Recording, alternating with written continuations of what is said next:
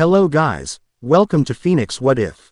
So in this video, we will see, what if Naruto became the God Emperor of the Shinobi world and got a harem of Kage-Level Kunoichi? If you enjoy these kinds of stories, don't forget to show us some love by hitting the like button and subscribing to the channel. Your support means the world to us. Now, let's start the story. Chapter 1. The Weight of the Crown. The air in the Grand Council chamber of Shinsei was a carefully constructed lie. It was still, temperate, and filtered through vents carved into the polished cedar walls, carrying the faint, clean scent of the surrounding forests. The lie was one of peace, of tranquility. Naruto Uzumaki, seated on the Unifier's throne, a seat of dark, unadorned ironwood that he privately found intensely uncomfortable, could taste the truth beneath it. It was the acrid tang of simmering resentment, the bitter undertone of ancient pride refusing to yield. He let his gaze dry. Fought over the faces arranged around the vast, circular table. Onoki's granddaughter, Kuretsuchi, the fourth Tsuchikage, had her arms crossed, her expression a mask of stony impatience that did her Iwagakure heritage proud. Opposite her, Gaara's elder brother, Kankuro, represented the land of wind, his face paint doing little to hide the genuine anger in his eyes. For 3 days, they had argued over the relocation of a single border marker in the desolate expanse between their nations, a stretch of rock and sand that neither side had cared about for centuries until the word, peace, made every grain of sand a matter of national honor.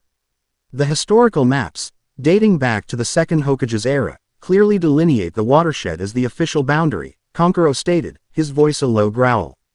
Suna has honored this for generations. The watershed shifted after Madara's celestial bombardment, Kuretsuchi countered, leaning forward, her knuckles white on the table's surface. An act of war that reshaped the entire continent. To cling to ancient maps is absurd. The practical boundary has been the Eastern Ridge for nearly a decade. A practical boundary, established by Iwa patrols encroaching on Sunagakure territory. Naruto held up a hand. The movement was slight, almost lazy, yet a profound silence fell over the chamber. The gathered shinobi, from the stoic samurai observers of the Land of Iron to the keen-eyed representatives of Kumogakure, all held their breath. This was the power he now wielded. Not the roaring, cataclysmic force of a tailed beast bomb, but the silent, crushing gravity of absolute authority. The past as a weapon, Naruto said, his voice calm and even, yet it filled the vast space effortlessly. And we have all seen enough of those. We are not here to win arguments. We are here to build a future. He looked from Kuretsuchi's defiant glare to Kankuro's proud indignation. The boy he had been would have shouted, declared them both idiots, and demanded they see reason. The man he had become understood that reason was a luxury. Interests were the currency of nations. The land is worthless, he continued, stating the obvious truth that had been buried under layers of political posturing. It is rock, and it is dust. But it lies on a direct path between two of our most vital economic centers. It has value not for what it is, but for what it could be. He leaned forward, his elbows resting on his knees, the formal, ridiculously heavy cage robes rustling around him. Therefore, the border will be dissolved. The entire contested territory will be designated a joint development zone under the direct administration of Shinsei. We will build a new rail line through it, funded by the central government. The materials will be sourced from Iwa's mines. The construction contracts will be offered to Suna's guilds. The new settlements that rise along the line will be populated by citizens of both nations. The profits from the trade route will be split, 60% to the villages, 40% to the central authority to fund future projects just like it. He sat back, his gaze steady. Iwa gets its materials contracts. Suna gets its construction jobs. Both get a faster, more secure trade route. You gain prosperity. All you lose is a patch of dirt to fight over. The silence that followed was different. The tension had not vanished, but it had been transmuted from hostile to calculative. Kankuro's eyes were wide, the gears turning behind them. Kuretsuchi's stony expression had fractured, replaced by a grudging respect. She saw the trap, and the genius of it. He hadn't chosen a side. He had created a third option that made their argument obsolete. It was Maid Terumi who broke the spell. She sat to Naruto's right, her official role that of chief diplomat. Though in truth she was the architect of his political strategy. A faint, knowing smile touched her lips. A brilliant and equitable solution, Lord Unifier, she said, her voice like warm honey, smoothing over the remaining rough edges of the conflict. One that honors the spirit of this new era. I trust the representatives from Iwa and Suna will see the immense wisdom in it. Kuretsuchi grunted, a sound of reluctant concession. The logistics would be a nightmare. My office will handle the logistics, Mei replied smoothly, without missing a beat. All you need to do is agree to be prosperous. Naruto allowed himself a small, internal smile. Mei was a weapon in her own right, her words more precise and often more deadly than any kunai. Before Kankuro could formally accept, a chamberlain approached the throne and bowed low. Lord Unifier, a priority report from the intelligence division. Naruto nodded, and the man handed him a simple, unadorned scroll. He unrolled it. The message was brief, almost cryptic. Village of Yukamuri, land of hot water. Total loss of contact. Merchant patrol dispatched. Found settlement in ruins. Signs of extreme violence. All inhabitants deceased. No external attackers identified. Evidence suggests internal conflict. Mass hysteria. Final carrier pigeon message from local magistrate contained a single, repeated phrase, the song of despair.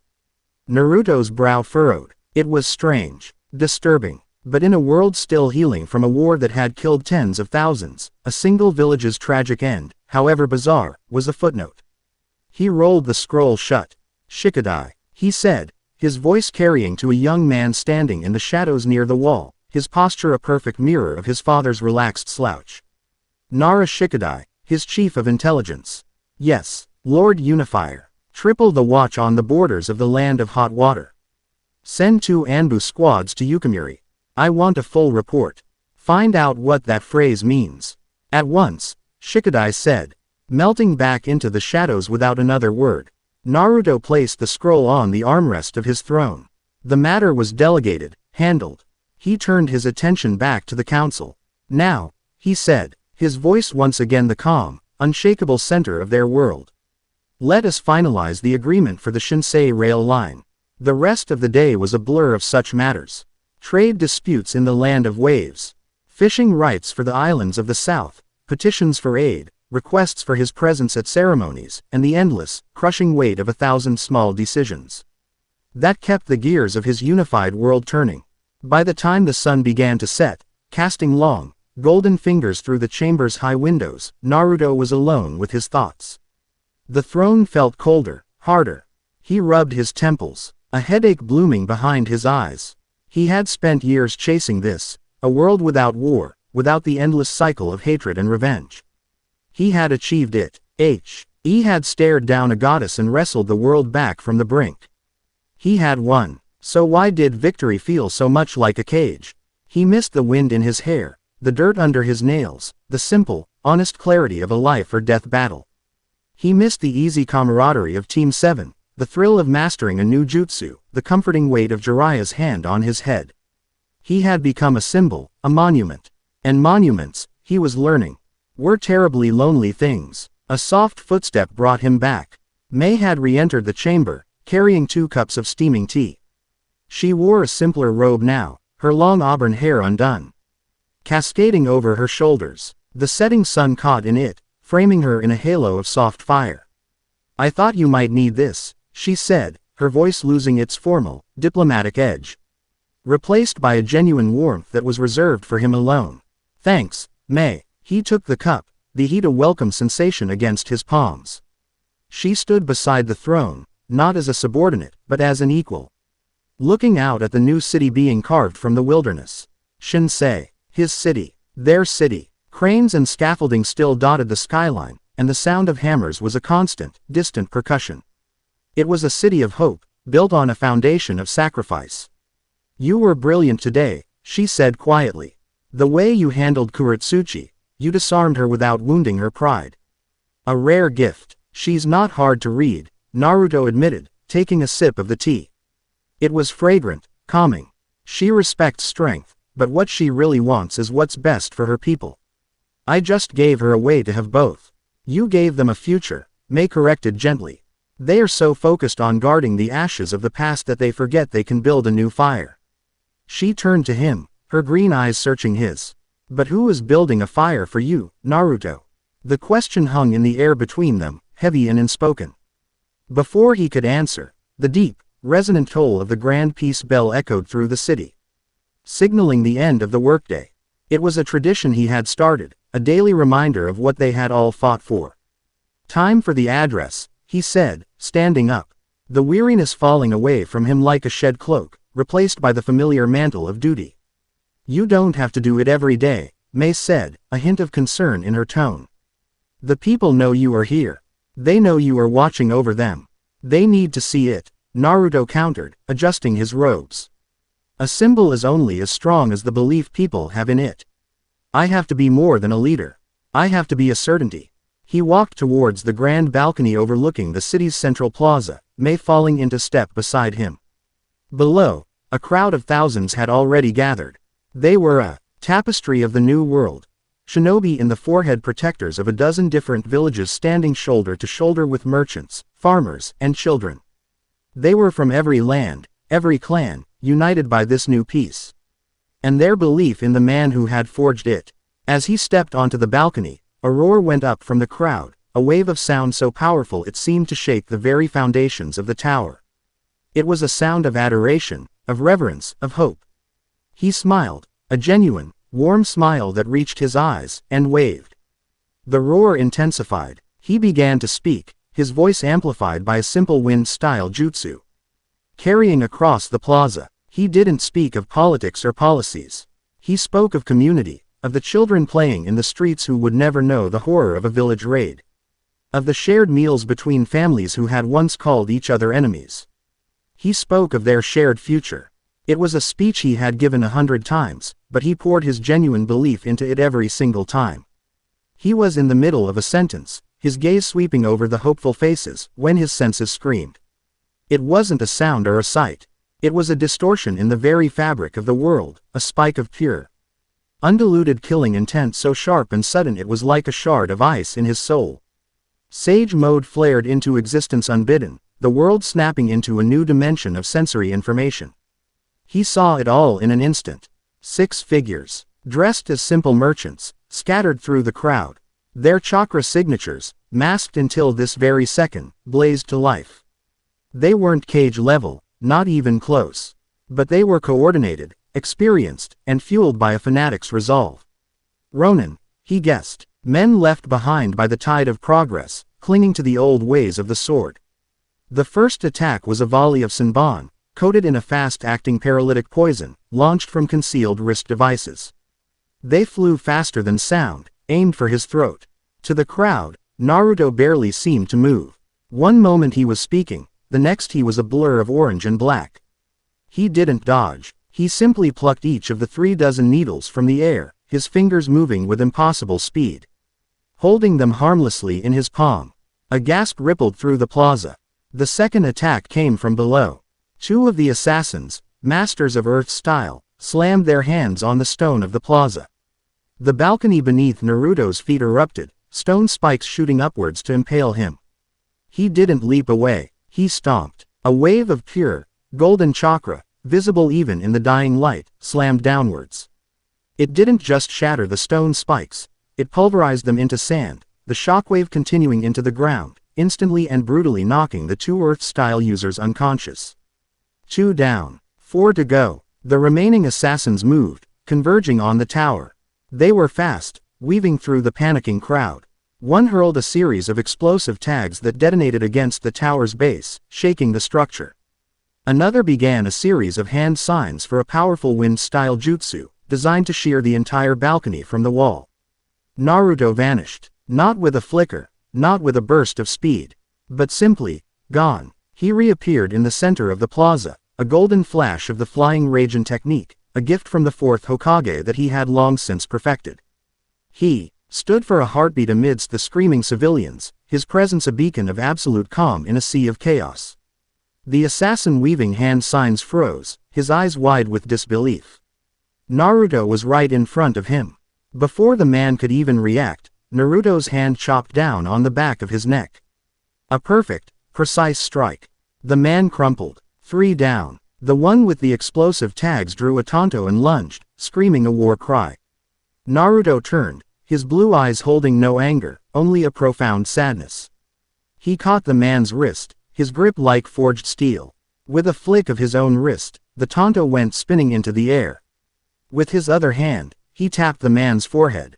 A gentle pulse of chakra, and the assassin's eyes rolled back in his head as he collapsed. 4 down. The last 2 attacked from opposite sides. They were brothers, he noted, their movements perfectly synchronized. They moved like wolves, flanking him, kunai held in reverse grips. This time, Naruto didn't wait. He unleashed a fraction of Kurama's chakra. A wave of raw, oppressive power washed over the plaza. It wasn't an attack, it was a statement. It was the roar of a god, the fury of a demon, the absolute authority of the strongest being on the planet. The 2 Ronin froze, their bodies paralyzed by a primal fear their minds couldn't comprehend. They dropped their weapons, trembling uncontrollably, their fanaticism dissolving in the face of overwhelming power. It was over. The entire confrontation had lasted less than 10 seconds. Silence descended upon the plaza, broken only by the whimpers of frightened children. Naruto stood over the unconscious forms of his would-be assassins. He hadn't killed them. He hadn't even broken a bone. He had simply ended it. The sheer, effortless control was in some ways more terrifying than a raging inferno would have been.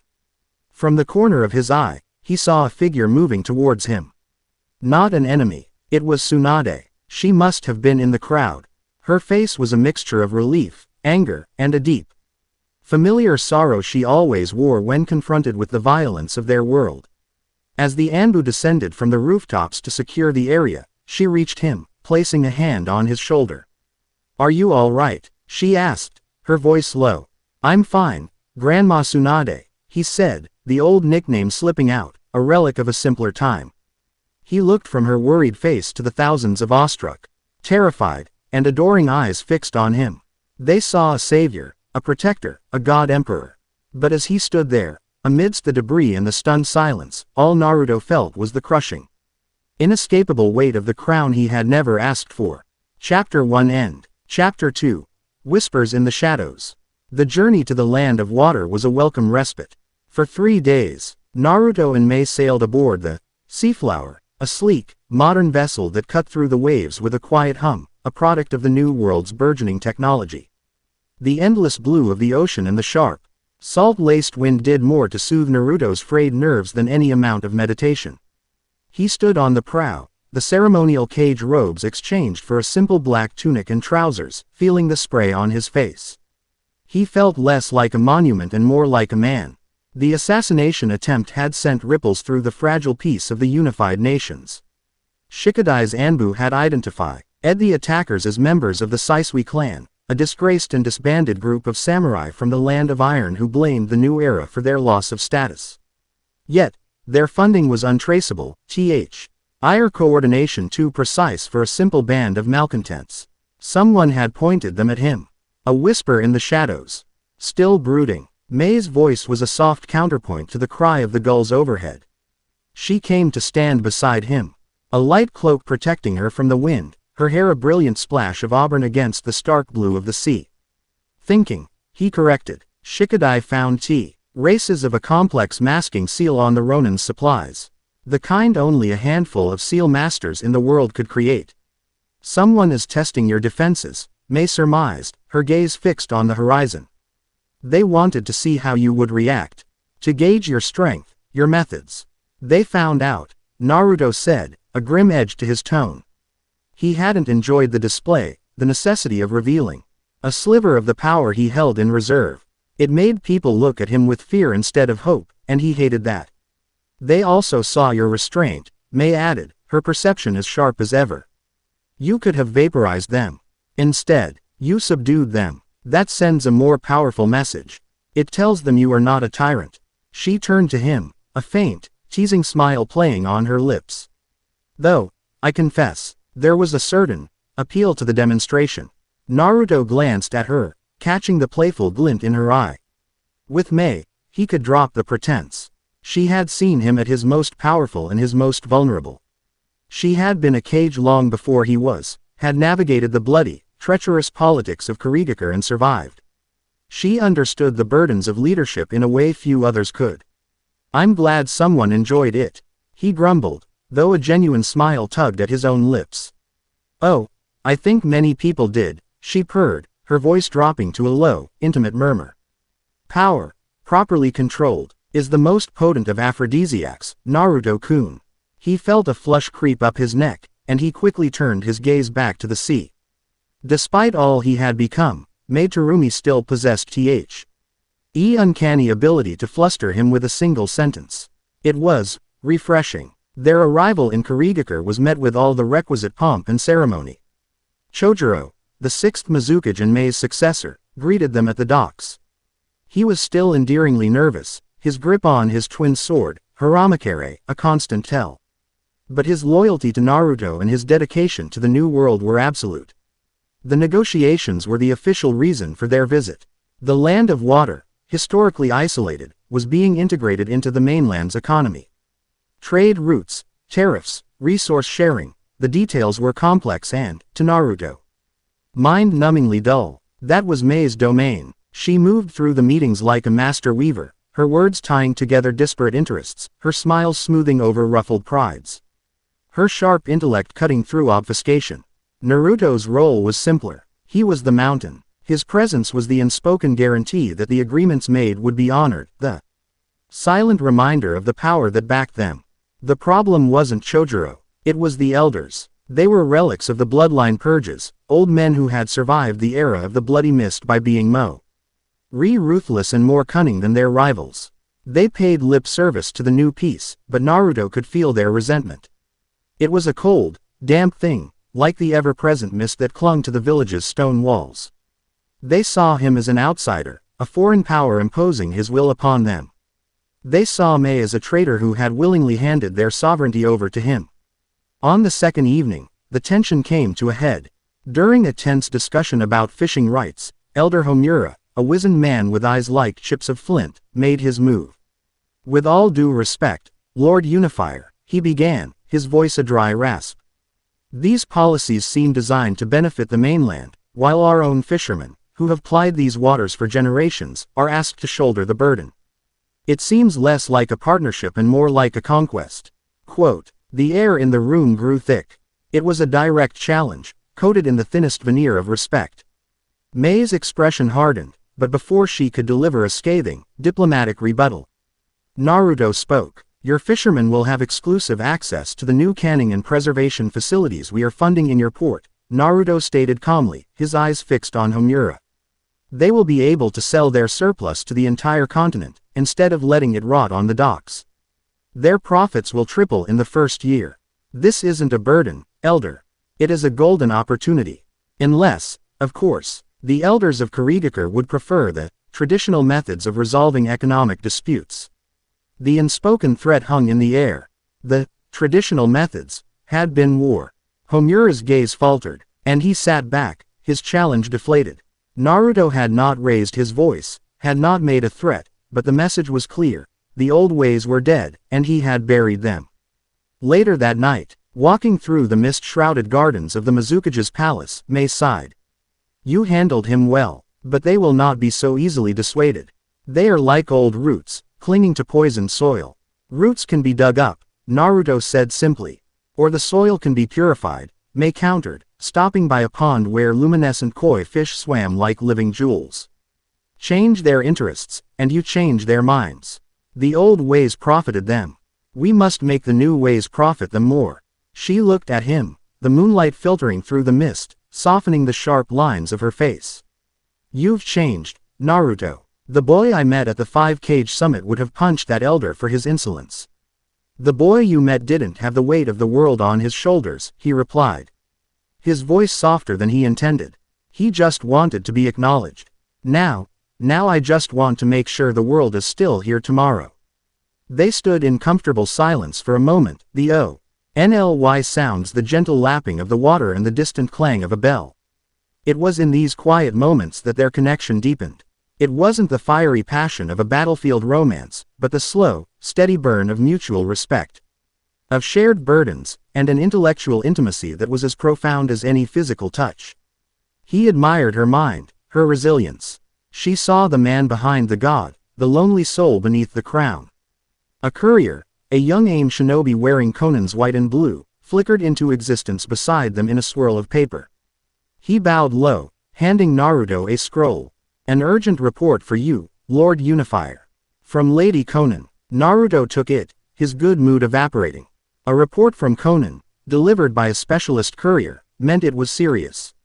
He broke the seal. The message was chilling. Naruto, the Anbu squads you sent to Yukimiri are gone. We lost contact 2 days ago. I dispatched a personal team to investigate. They found the Anbu, all of them, dead. Same as the villagers. No signs of a fight. They killed each other. My team managed to retrieve a single damaged memory sealing scroll. The final image from the squad captain's mind was of a sound, a melody. He wrote in his own blood on the wall before he died, the song. The song of despair. It makes you remember. We have a problem, Naruto. A big one. The song of despair. It wasn't a phrase. It was a weapon. A genjutsu, perhaps, but one of a kind he had never encountered. One that could bypass the defenses of elite Anbu and turn them against each other. The cold dread that touched him was familiar. As the feeling he'd had just before Akatsuki made their move, before the war began. The feeling of a vast, unseen threat moving just beyond the edge of his perception. What is it? May asked, seeing the grim look on his face. He passed her the scroll. She read it, her lips thinning into a hard line. A weapon that preys on the mind, she breathed. Subtle, terrifying. This is not the work of simple Ronin. No, Naruto agreed, his mind racing. This is something else. Something deliberate. He looked up at the mist-shrouded sky. Keep this quiet, May. We can't afford a panic. Of course, she said, her hand resting on his arm. A gesture of silent support. We will deal with this. Together. The final dinner of the negotiations was a grand affair, held in the Mizukage's formal dining hall. The air was thick with forced pleasantries. The elders were there, their faces unreadable masks. Elder Homura watched Naruto with a particularly intense, reptilian stillness. The food was a lavish spread of the land of water's finest seafood. Sake was poured freely. Naruto ate little, his mind on the message from Conan. May, seated beside him, was a picture of grace and charm, engaging Chojuro. In a light-hearted conversation while her senses, Naruto knew, were on high alert. A servant, a young man with a nervous tick in his eye, approached with a special decanter of sake, reserved for the guest of honor. From the personal collection of the elders, Lord Unifier, the servant said, bowing low. A gesture of respect. May's eyes narrowed slightly. The servant poured the sake into Naruto's cup. It was a pale, golden color. And it shimmered in the lantern light. As the servant turned to leave, Naruto saw it, a minute, almost imperceptible tremor in the man's hand. Sage mode flared, and the world resolved into a symphony of sensory data. He tasted the air, the faintest trace of aconite, a rare, odorless poison derived from the wolfsbane flower. It was fast, lethal, and almost impossible to detect. But it wasn't just in the sake. It was on the servant's skin. A contact poison. The man was a walking bomb, intended to take out not just him, but everyone at the head table. May had sensed it too. Not the poison, but the intent. Her hand, hidden beneath the table, moved. Before Naruto could act, before he could even decide on the least destructive way to handle the situation, May's voice cut through the air. Sharp and clear. You there. The servant. You have a smudge on your sleeve. The young man froze, his eyes wide with panic. Every head in the hall turned towards them. Allow me, May said, her voice turning dangerously sweet. She stood up, a picture of poised elegance. She took a step towards the servant, raising her hand as if to brush his sleeve. And then she breathed. It was not a fire-style jutsu. It was something far more subtle, far more terrifying. A small, almost invisible puff of vapor, no larger than a fist, emerged from her lips.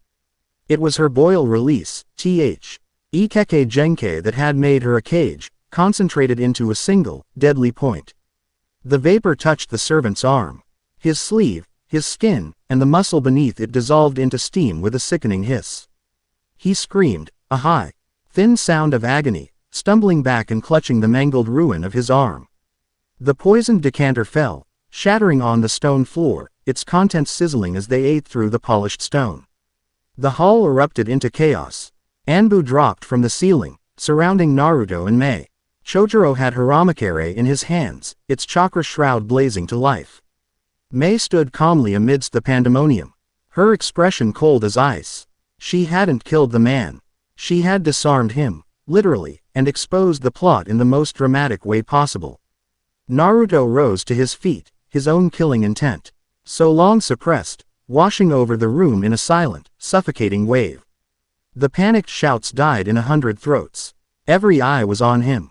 His gaze fell upon the elders, and specifically upon Homura, who looked not surprised, but furious. Furious that the plot had failed. Naruto didn't need a confession. He had his answer. He walked calmly towards the sputtering, weeping elders. The Anbu parting before him like the sea. He stopped before Homura, looking down at the old man who had tried to murder him. "The land of water is entering a new era," Naruto said, his voice dangerously quiet. Yet every person in the hall heard it as if he were whispering in their ear. "And new eras have no room for old fossils." He turned to a stunned Chojuro. "Mizukage Dono, I believe your village has a pest problem. I trust you will handle the extermination." Chojuro, snapping out of his shock, nodded, his face grim with resolve. "With pleasure, Lord Unifier." Naruto turned and walked back to Mei's side. He looked at her, at the fierce, protective fire in her eyes, at the deadly power she wielded with such surgical precision. He saw a Kage, a diplomat, a warrior. And in that charged, violent moment, he also saw the woman he was undeniably, irrevocably falling for. He placed his hand over hers. A simple, public gesture that spoke volumes. It was an acknowledgement, a thank you, and a promise. In the shadows of Kurigakure, they had faced down assassins and traitors. But looking at Mei's defiant face, Naruto knew he hadn't been facing them alone. And that, he realized, made all the difference. The whispers in the shadows seemed a little less daunting now. Chapter 2 End. Chapter 3. The Unbreakable Will of Stone. The voyage back from the land of water was quieter, the sea a placid sheet of sapphire under a cloudless sky. But the tranquility did little to calm the storm in Naruto's mind. A shadowy council of elders, a poison plot, a genjutsu weapon that turned his own elite soldiers against each other. The pieces were scattered, yet they hinted at a terrifying mosaic. He was fighting a war on a dozen fronts, but his only opponent was a ghost. "You've been silent for hours," Mei observed, joining him at the ship's rail. She had shed the formal diplomatic robes for a practical, high-collared dress, yet she still radiated an effortless authority. "If you carve a groove in that deck with your pacing, the land of iron will bill you for it." Naruto stopped, offering a weak smile. "Just connecting the dots. And what picture do they make?" "An ugly one," he admitted. "The Ronin in Shinsei, the elders in Kiri, this song of despair, it feels coordinated. Someone is trying to unravel the world from the inside out." He leaned against the rail, the sea breeze doing little to cool his frustration. "I built this piece with my bare hands, Mei. I bled for it, and now, someone is trying to burn it all down with whispers and shadows. Then we will drag them into the light," Mei said, her voice firm. Her belief in him an anchor. "You are not alone in this, Naruto. You need only ask, and the strongest kunoichi in the world will answer." Her words, meant to comfort, sent a strange pang through his chest. He was surrounded by powerful, brilliant women, Mei, Tsunade, Konan, Kuritsuchi, all bound to his cause. Yet the thought of asking them to bleed for his pay, Ace felt like a betrayal of the very peace itself. Before he could voice this, a hawk descended from the sky, not a standard messenger bird, but one of Iwagakure's famed granite hawks, its feathers the color of slate. It landed silently on the rail, extending a leg to which a heavy scroll was attached. Naruto recognized the Tsuchikage's seal. It was thick, jagged, and uncompromising. He unrolled it. The message was as blunt and direct as the woman who sent it. "Uzumaki. The onyx vault has been breached. The Kinjutsu scroll of Ganseki no Shinzo, the stone heart, is gone." The thieves were precise, professional. They bypassed every seal and trap. "This is an internal Iwagakure matter. We will handle the recovery. Do not interfere." Tsuchikage Kuretsuchi. Naruto's blood ran cold. The Stone Heart Jutsu was a terrifying relic of the First Shinobi War, a forbidden technique that didn't kill, but petrified. It turned living flesh to granite, locking its victims in their last moment of terror for eternity. An entire platoon of Kumo shinobi had been lost to it before the second Tsuchikage had declared it a kinjutsu and sealed it away. In the wrong hands, it could turn a city into a grotesque statue garden. "What is it?" Mei asked, her eyes on his face. "Trouble," Naruto said, handing her the scroll. "And a whole lot of stubborn pride." Mei read it, her eyebrows arching. "Do not interfere. Does she think this is a game? The theft of a kinjutsu of that magnitude is a threat to the entire continent." "This is Kuretsuchi," Naruto sighed, already moving, his mind shifting from politics to strategy. "Her grandfather taught her that Iwa stands alone, that it bows to no one. She sees my intervention as weakness, as a declaration that she can't protect her own village. Pride is a luxury we can no longer afford," Mei said sharply. "I know." He turned to the ship's captain. "Change course. We're making for the mainland at full speed. Signal Shinsei. I want my gear ready." Then he looked at Mei, his expression serious. "Mei, you need to go back to the capital. Handle the fallout from Kiri. Solidify our position. I trust you to keep the politicians in line while I handle this." Her eyes widened slightly. He was dividing their forces, placing his complete trust in her to manage the heart of their empire while he raced to put out a fire on its edge. It was the ultimate vote of confidence. A flicker of pride, and something warmer, crossed her face. "Be careful, Naruto. Stone can be broken, but pride can be shattered. I'll try not to break either," he promised, his gaze already distant. Focused on the unseen shores of the land of Earth. He arrived in Iwagakure not as a flash of golden light, but as a blur on the horizon, covering the last 100 miles on foot. The village, carved from a mountain range, was a fortress, and he honored its sovereignty by approaching its gates like any other visitor. Kuretsuchi was waiting for him in the Tsuchikage's office, a cavernous chamber dominated by a massive stone desk. She didn't rise to greet him. She stood with her arms crossed, her short black hair framing a face set in lines of defiant fury. Her Jonin guards tensed as he entered, but she waved them down. "I believe my message was clear, Uzumaki," she snapped, her voice echoing in the stone chamber. "It was," Naruto said calmly, meeting her glare without flinching. "It was also short-sighted. The people who stole your kinjutsu didn't just bypass Iwa's defenses. They bypassed the world's best defenses. That makes them my problem. This is Iwagakure's shame. We will deal with it." "This isn't about shame. It's about security," he countered, his voice hardening. "A weapon like the Stone Heart doesn't stay hidden for long. When it's used, and people start dying, they won't care about your pride. They'll only know that Iwagakure let it happen." Their argument was cut short by a panicked-looking shinobi bursting into the office. "Tsuchikage-sama, an emergency broadcast. It's the mining city of Kozen."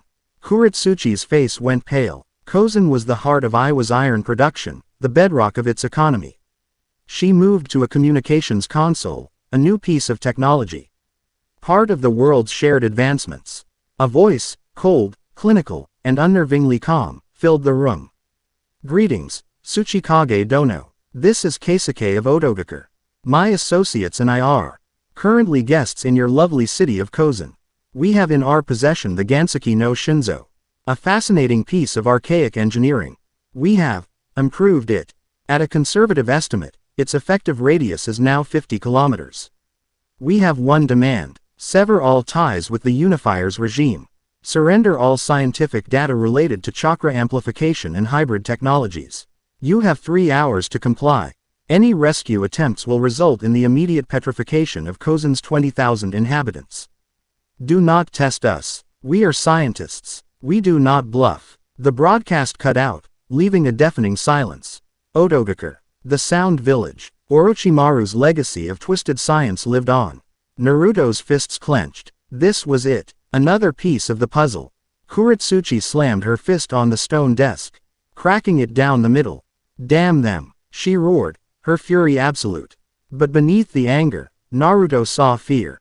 Fear for her people. Her pride had been shattered, just as Mei predicted. She turned to Naruto, Her eyes flashing, all pretense of hostility gone, replaced by the grim focus of a commander facing a crisis. What's the plan, Unifier? The shift was instant. They were no longer political rivals. They were comrades in arms. They're scientists, Naruto said, his mind already dissecting the problem. They value logic. They think we're primitives who will charge in headfirst. We are primitives who will charge in headfirst, Kuretsuchi growled. My people are in danger. We'll be smart about it, Naruto corrected. He pointed to a large topographical map of the region on the wall. They expect an attack from the front gate. You'll give it to them. A large, loud, obvious diversion. I need you to draw their eyes. And you? She asked, her gaze sharp. I'll be the scalpel, he said. A faint smile on his lips. I'm going in from below. The plan was simple, brutal, and hinged on perfect timing. Kuretsuchi, leading a contingent of Iowa's finest, launched a full frontal assault on Kozen. Explosions rocked the city's perimeter. Dust and shouts filled the air. It was a classic shinobi battle, exactly what the Odo scientists would expect. Meanwhile, miles away, Naruto stood at the base of the mountain the city was built on. He entered sage mode, placing his palm flat against the cold stone. He could feel the vibrations of the battle above, the hum of Odo's technology. The terrified heartbeats of 20,000 civilians. He closed his eyes, molding his chakra. He created a dozen shadow clones.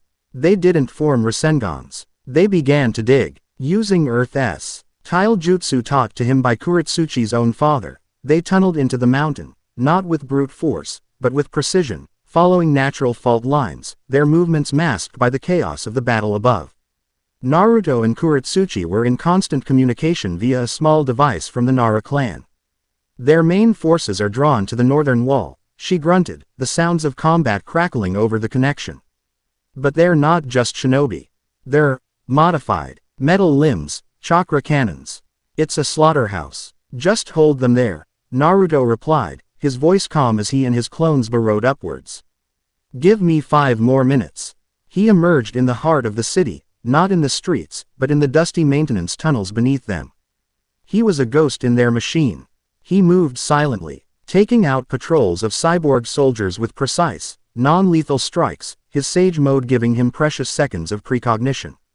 He found the civilians herded into the central plaza, surrounded by a shimmering, translucent barrier. In the center of the plaza was a monstrous device of wires, seals, and humming capacitors, the stone heart scroll at its core. And beside it stood Keisuke. He was a tall, thin man in a pristine white lab coat, his face utterly devoid of emotion. Tsuchikage, Naruto whispered into the communicator. I'm in. I see the target. We're getting hammered out here, Naruto. She yelled back. What do I do? Show them what the will of stone really means, he said. He burst from a manhole cover, a golden blur of motion. Keisuke's eyes widened in surprise. A fraction of a second, the first emotional response Naruto had seen from him. The Unifier, Keisuke stated, his voice flat. Your primitive tactics are so predictable. A powerful chakra shield, emanating from a device on his wrist, flared to life around him. Naruto didn't waste time with words. A Rasengan formed in his hand, and he charged. The attack slammed into the shield, dissipating harmlessly. Useless, Keisuke said, a faint, condescending smile on his lips as he began a sequence on his device. In 10 seconds, your precious piece will have a new monument. On the city's edge, Kuretsuchi heard Naruto's command. A fierce, wild grin spread across her face. All right, you bastards, she roared to her shinobi. Let's show these freaks some real power. She slammed her palms together. Earth-style. Mountain mover jutsu. The ground beneath the Odo army buckled and groaned. The entire northern district of the city, a massive slab of rock and buildings, began to rise, tilting at a precarious angle. The cyborgs slid and stumbled, their technological advantages useless against a foe who could reshape the battlefield itself. Kuretsuchi stood at the epicenter of it all, a force of nature in human form. Back in the plaza, Naruto saw Keisuke's shield flicker as power was diverted to stabilize the Odo forces. It was the opening he needed. But another direct attack would fail. He needed to think outside the box. Tsuchikage, I need a platform. As high as you can make it, right now. He yelled into the comms. He didn't know if she heard, or if she would understand. He just had to trust her. He backed away from Keisuke, gathering a tremendous amount of chakra. In the street just behind him, the ground began to churn. A pillar of black, molten rock erupted from the cobblestones, rising at incredible speed. It was Kuretsuchi's lava release, controlled from miles away. It was an act of faith. Naruto leapt onto the pillar as it rose, carrying him high above the plaza. Below, Keisuke looked up, his clinical calm finally breaking, replaced by confusion. Naruto began to form a Rasenshuriken, but this one was different. Black lines of magnet release chakra, a gift from his time with Shukaku, coursed through the swirling vortex of wind. Kuretsuchi, give it a charge, he roared. Down below, at the base of the pillar, Kuretsuchi, bleeding from a dozen minor wounds, slammed her hands against the cooling rock of her creation. She poured her own chakra into it, a massive electrical charge that raced up the pillar. The magnet release in Naruto's Rasenshuriken reacted, swelling to an impossible size. The magnetic field it generated becoming a visible, crackling aura. Keisuke's eyes went wide with horror as he realized what was about to happen. His shield was powered by electromagnetism. Naruto leapt from the pinnacle of the pillar, a meteor of gold and black. He didn't aim for Keisuke. He aimed for the device. The magnet style. Rasenshuriken didn't even make contact. The massive electromagnetic pulse it released washed over the plaza.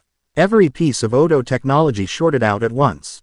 Keisuke's shield collapsed. The countdown on the stone heart device froze and fizzled out. The barrier around the civilians vanished. The machine at the center of the plaza exploded in a shower of sparks and shrapnel, flinging the ancient scroll harmlessly to the ground. Naruto landed in a crouch, the dust settling around him. Keisuke lay unconscious, his sophisticated technology utterly useless. The battle was over. Sometime later, as Iwa Shinobi secured the town and rounded up the remaining Odo forces, Naruto found Kuretsuchi in the ruined plaza. She was sitting on a chunk of rubble, her arm being bandaged by a medic. She looked exhausted, bruised, but her eyes held a new light as she watched him approach. The fierce, confrontational glare was gone. Not bad, she grunted, nodding towards the captured Keisuke. For a politician, not bad yourself, Naruto grinned back, gesturing to the massively upheaved section of the city. For a hothead, a ghost of a smile touched her lips. You're not as soft as you look, Uzumaki. It was the highest compliment she could give. In the shared dust and danger, in the seamless way their powers had complemented each other, a new foundation had been laid between them. Not one of political necessity, but of battlefield respect.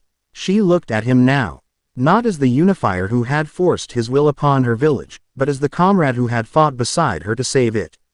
And in that shared glance, amidst the wreckage, a different, more volatile kind of energy began to spark. Chapter 3 End. Chapter 4. An Angel's Redemption.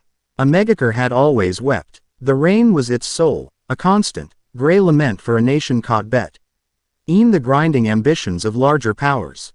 But the city Naruto arrived in was different. The rain still fell, a steady, rhythmic drumming on steel and glass, but it no longer felt like tears. It felt like a cleansing.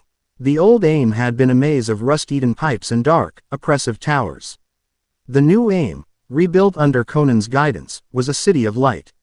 Neon signs in vibrant blues, purples, and greens reflected off the perpetually wet streets, their glow piercing through the downpour. The industrial grime had been replaced by thriving marketplaces, the silent, fearful populace replaced by citizens who walked with a purpose. Their faces turned towards the future. Conan met him at the city's central spire, the one that had once been Pain's throne. She didn't wear the black Akatsuki cloak of his memory, but a simple, elegant blue robe, the color of a twilight sky after a storm. Her amber eyes held a quiet warmth, but beneath it, he sensed a familiar weariness. Welcome to AIM, Naruto, she said, her voice the soft rustle of paper. It's good to see you. You've done amazing work here, Conan, he said, his gaze sweeping over the vibrant city below them. Nagato, he would have been proud. The mention of their shared ghost hung in the air between them. Her expression tightened for a fraction of a second, a flicker of old pain. His dream was for peace. I am simply the caretaker of that dream. They walked through the tower's sterile corridors, the only sound the soft tap of their footsteps and the constant drumming of the rain. The peace of the moment was a fragile thing. And Naruto knew it was about to be broken. We have a problem, she said, confirming his fears as they entered her office, a minimalist room with a single, large window overlooking the city. A probable, rooted in the pain you and I were supposed to end. She explained the situation with a heavy heart. A group of her most loyal shinobi, young men and women who had lost everything in the wars, had taken justice into their own hands. They called themselves the Avenging Rain. They were hunting down war criminals from other nations, men who had committed unspeakable atrocities against civilians and had slipped through the cracks of the New World's justice system. 3 days ago, they had crossed into the Land of Fire and executed a retired Konoha Jonin, a man responsible for the destruction of an entire border outpost during the Second Shinobi War. They see it as finishing Nagato's work, Konan explained, her hands clenched into fists on her desk. They deliver the pain they believe the world deserves. But their actions spit on the peace we've built. Konoha is demanding I turn them over. My own people are hailing them as heroes. I am caught in the middle, Naruto. Her conflict was a razor's edge. To her people, these vigilantes were righteous. To the New World, they were terrorists. And she, the angel of God, was their leader, their symbol. Her choice would define AIM's future. Who's their leader? Naruto asked, his tone gentle but firm. Ryo, a gifted censor nin. His entire family was wiped out in the Konoha campaign that the Jonin led. Ryo was just a boy. He hid the floorboards and listened to them die. The pain in her own voice was palpable. She wasn't just a cage dealing with a political problem. She felt the wound of her people as if it were her own. Let's see their justice for ourselves, Naruto suggested. They moved through the city's underbelly, Konan's chakra signature masking their presence. They found the Avenging Rain's latest target in a derelict factory on the outskirts of the city. He was an old man, a former shinobi from the land of Earth, now a merchant. He was tied to a chair, his face a mask of terror.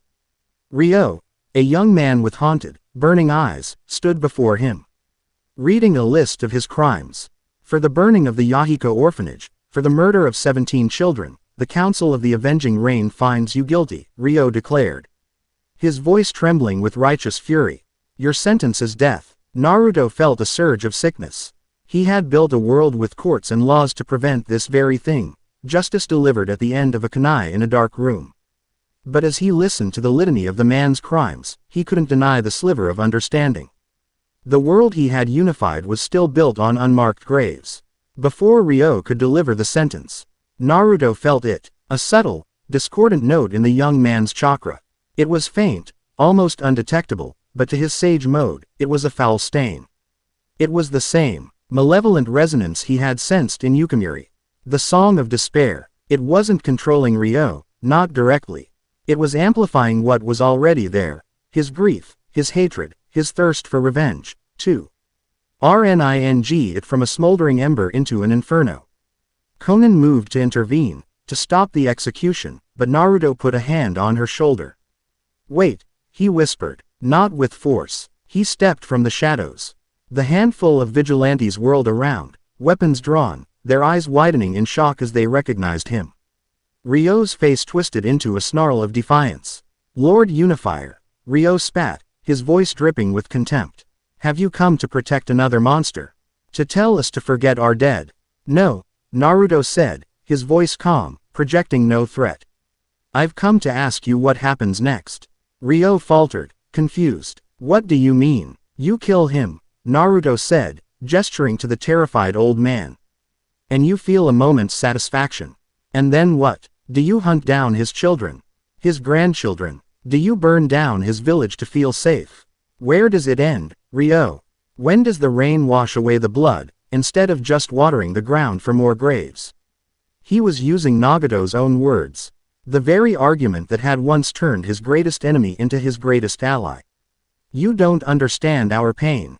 One of the other vigilantes shouted. He understands it better than any of you, Konan's voice cut through the tension. She stepped forward, her paper wings manifesting behind her, not as a threat, but as a symbol of her identity. She was the angel, a being born of this village's suffering. She looked at Ryo, her amber eyes filled with a profound sorrow. I held Yahiko's body in my arms. I followed Nagato down a path of darkness because I believed, as you do, that the only answer to pain was more pain. I helped hunt the Jinchuriki. I stood by as Akatsuki tore the world apart, all in the name of a twisted peace born from suffering. Her voice cracked, thick with emotion. I was wrong. We were wrong. We didn't honor the dead by creating more of them. We only desecrated their memory. True justice isn't about balancing the scales by adding more bodies. It's about building a world where the scales are never tipped in the first place. She took a step closer, her gaze unwavering. You think your pain is unique. That your desire for revenge is righteous. It's the same on that has fueled every war this world has ever known. Naruto offered us a cure. Don't be the one to choose sickness. Ryo stared at her, his righteous fury beginning to crumble, replaced by a raw, naked grief. The influence of the genjutsu was still there, whispering poison in his ear, but Konan's words, born from a deeper, more authentic pain, were a powerful antidote. Tears streamed down his face, mixing with the ever-present dampness in the air. They killed my sister, he whispered, the words ragged, torn from his soul. She was 6. They laughed. Naruto's heart ached. He knew that pain. He had carried it his whole life. He walked forward, stopping beside Konan. He didn't offer platitudes or promises. He offered the simple, unvarnished truth. I know, he said softly. And nothing you do can ever change that. But you can choose to build a world where no one else's little sister has to die like that. That is the only vengeance that matters. That is the only justice with a future. He looked from Ryo to the other members of the avenging reign. This man, he said, nodding to the bound Iwa Nin, will be handed over to the Tsuchikage. He will face a trial for his crimes. I will personally see to it. But it will be done by the law. By the light, not in the shadows. Silence descended on the factory, broken only by Ryo's choked sobs and the steady drumming of the rain on the metal roof. The cycle of hatred, for this one moment, in this one dark place, had been broken. Not by a Rasengan or a tailed beast bomb, but by empathy. By a shared understanding of pain. Later, the crisis was averted. Ryo and his followers surrendered themselves into Konan's custody. The Iwa criminal was secured, awaiting transport. The political firestorm was doused. Naruto and Konan stood together, on the highest balcony of the central spire, watching the rain fall on the city of lights she had built. The air between them was charged with unspoken emotion. He had not commanded her, had not overridden her authority. He had trusted her, guided her, and in doing so, had shown her more respect than anyone had since Jiraiya. Thank you, Naruto, she said, her voice barely a whisper above the sound of the rain. You showed me the path when I was lost in the storm. You found the path yourself, Konan, he replied, looking at her, truly seeing her. Not as an S-rank criminal, not as a former enemy. But as a woman of incredible strength and resilience, who had taken the ashes of her life and built something beautiful from them. You were the hope of this village. You were its redemption. She turned to him, her paper wings rustling softly behind her. The rain cast shimmering halos in the neon lights far below. In her eyes, he saw the reflection of that light. He saw the end of a long, painful journey. And he saw the beginning of a new one. She reached out, her fingers as light as paper, and gently touched his cheek. It was a gesture of profound gratitude, of deep, resonant connection. In that touch, he felt the weight of her past, the burden of her present, and a quiet, hopeful promise for their shared future. The rain continued to fall, washing the city clean, washing them both clean, leaving only the simple, undeniable truth of two lonely souls who had finally, after a lifetime of pain, found a home in each other. Chapter 4 End. Chapter 5. The Sanin's Gambit. The village of Kawa no Hotori wasn't on any important maps. It was a quiet settlement nestled in a bend of a tributary river, a place of fishermen and lumberjacks, remarkable only for its profound unremarkability. Now, it was the epicenter of a nightmare. Naruto arrived to the smell of burning herbs and antiseptic solutions, a cloying, sweet scent that failed to mask the underlying odor of sickness and death. A quarantine perimeter, a half-mile wide, had been established by his Anbu. The village itself was a ghost town, its streets empty save for the hurried, masked figures of medical nin. He found Tsunade in what had been the village elder's home, now converted into the main triage center and research lab. The legendary Sanin, the woman who had stared down Madara Uchiha, looked tired. Her blonde hair was tied back haphazardly, stray strands clinging to her sweat-sheened forehead. She was hunched over a complex microscope, the mystical green glow of her chakra illuminating the lens. She didn't look up as he entered. She had sensed his arrival minutes ago. "Don't come any closer," she commanded, her voice raspy from exhaustion and disuse. "This thing is airborne, waterborne, and seems to transmit via chakra contact. We're burning the bodies just to be safe." Naruto stopped at the doorway, his sage mode already active, mapping the flow of energy and life in the room. He saw the sick, laid out on cots, their life forces flickering like guttering candles. And he saw the plague. It was an alien chakra, thin and silver, coiled around its victims' own networks like a parasitic vine, slowly and inexorably constricting, causing their own energy to burn them from the inside out. It was a quiet, agonizing way to die. "What is it?" he asked, his voice low. "It's a masterpiece," Tsunade said, a note of bitter, professional respect in her voice as she finally looked up. There were dark circles under her eyes. "It's a chakra-based retrovirus, engineered with a precision I've never seen. It doesn't attack the body. It attacks the soul. Normal medical ninjutsu is useless. It's like trying to put out a fire with gasoline. The healing chakra just feeds the virus, accelerating the process." She ran a hand through her hair, a gesture of pure frustration. "I've lost 12 medical nin already. Good ones. They thought they could heal it. They died in hours." The weight in Naruto's chest grew heavier. He had fought gods and monsters, but this was an enemy he couldn't see, an enemy he couldn't punch. "The report said it was Otogaker. It has their fingerprints all over it," Tsunade confirmed, gesturing to a board covered in complex diagrams and seal formulas. "The delivery system, the viral structure, it has all the hallmarks of Orochimaru's twisted genius. But there's something else here. Something new." She tapped a diagram showing the silvery, parasitic chakra. "This energy signature, it's not from our world, Naruto. It feels ancient, almost divine. It's what makes the virus so resistant. It's an anchor that modern science can't seem to dislodge." Naruto's mind flashed back to the faint, foul resonance he'd felt in the leader of the avenging rain. The whispers of the Song of Despair. It was all connected. This wasn't just a biological weapon, it was another front in his shadow war. "What do you need?" he asked. It was the only question that mattered. Tsunade looked at him, and for a moment, the weary medical chief was replaced by the fifth Hokage, his mentor, his family. A flicker of warmth entered her eyes. "I need time. I need resources. And I need someone to keep the world from panicking while I work." She paused, then added, her voice softening, "and maybe some decent sake for when this is all over." "Consider it done," he said. He didn't enter the room. He didn't need to. He created 4 shadow clones. "One of you will liaise with Shikadai and handle the information blackout. No one outside this quarantine zone hears a word. The other will coordinate with Kuritsuchi for any alchemical resources you need. The third will manage logistics for the quarantine, food, supplies, security. The fourth," he looked at the last clone, "your only job is to stay with Tsunade. Be her hands, fetch, carry, and if she tries to work for more than 18 hours straight without a break, you sit on her until she sleeps." The clone grinned. Tsunade shot Naruto a glare that promised a world of pain. But there was no heat in it.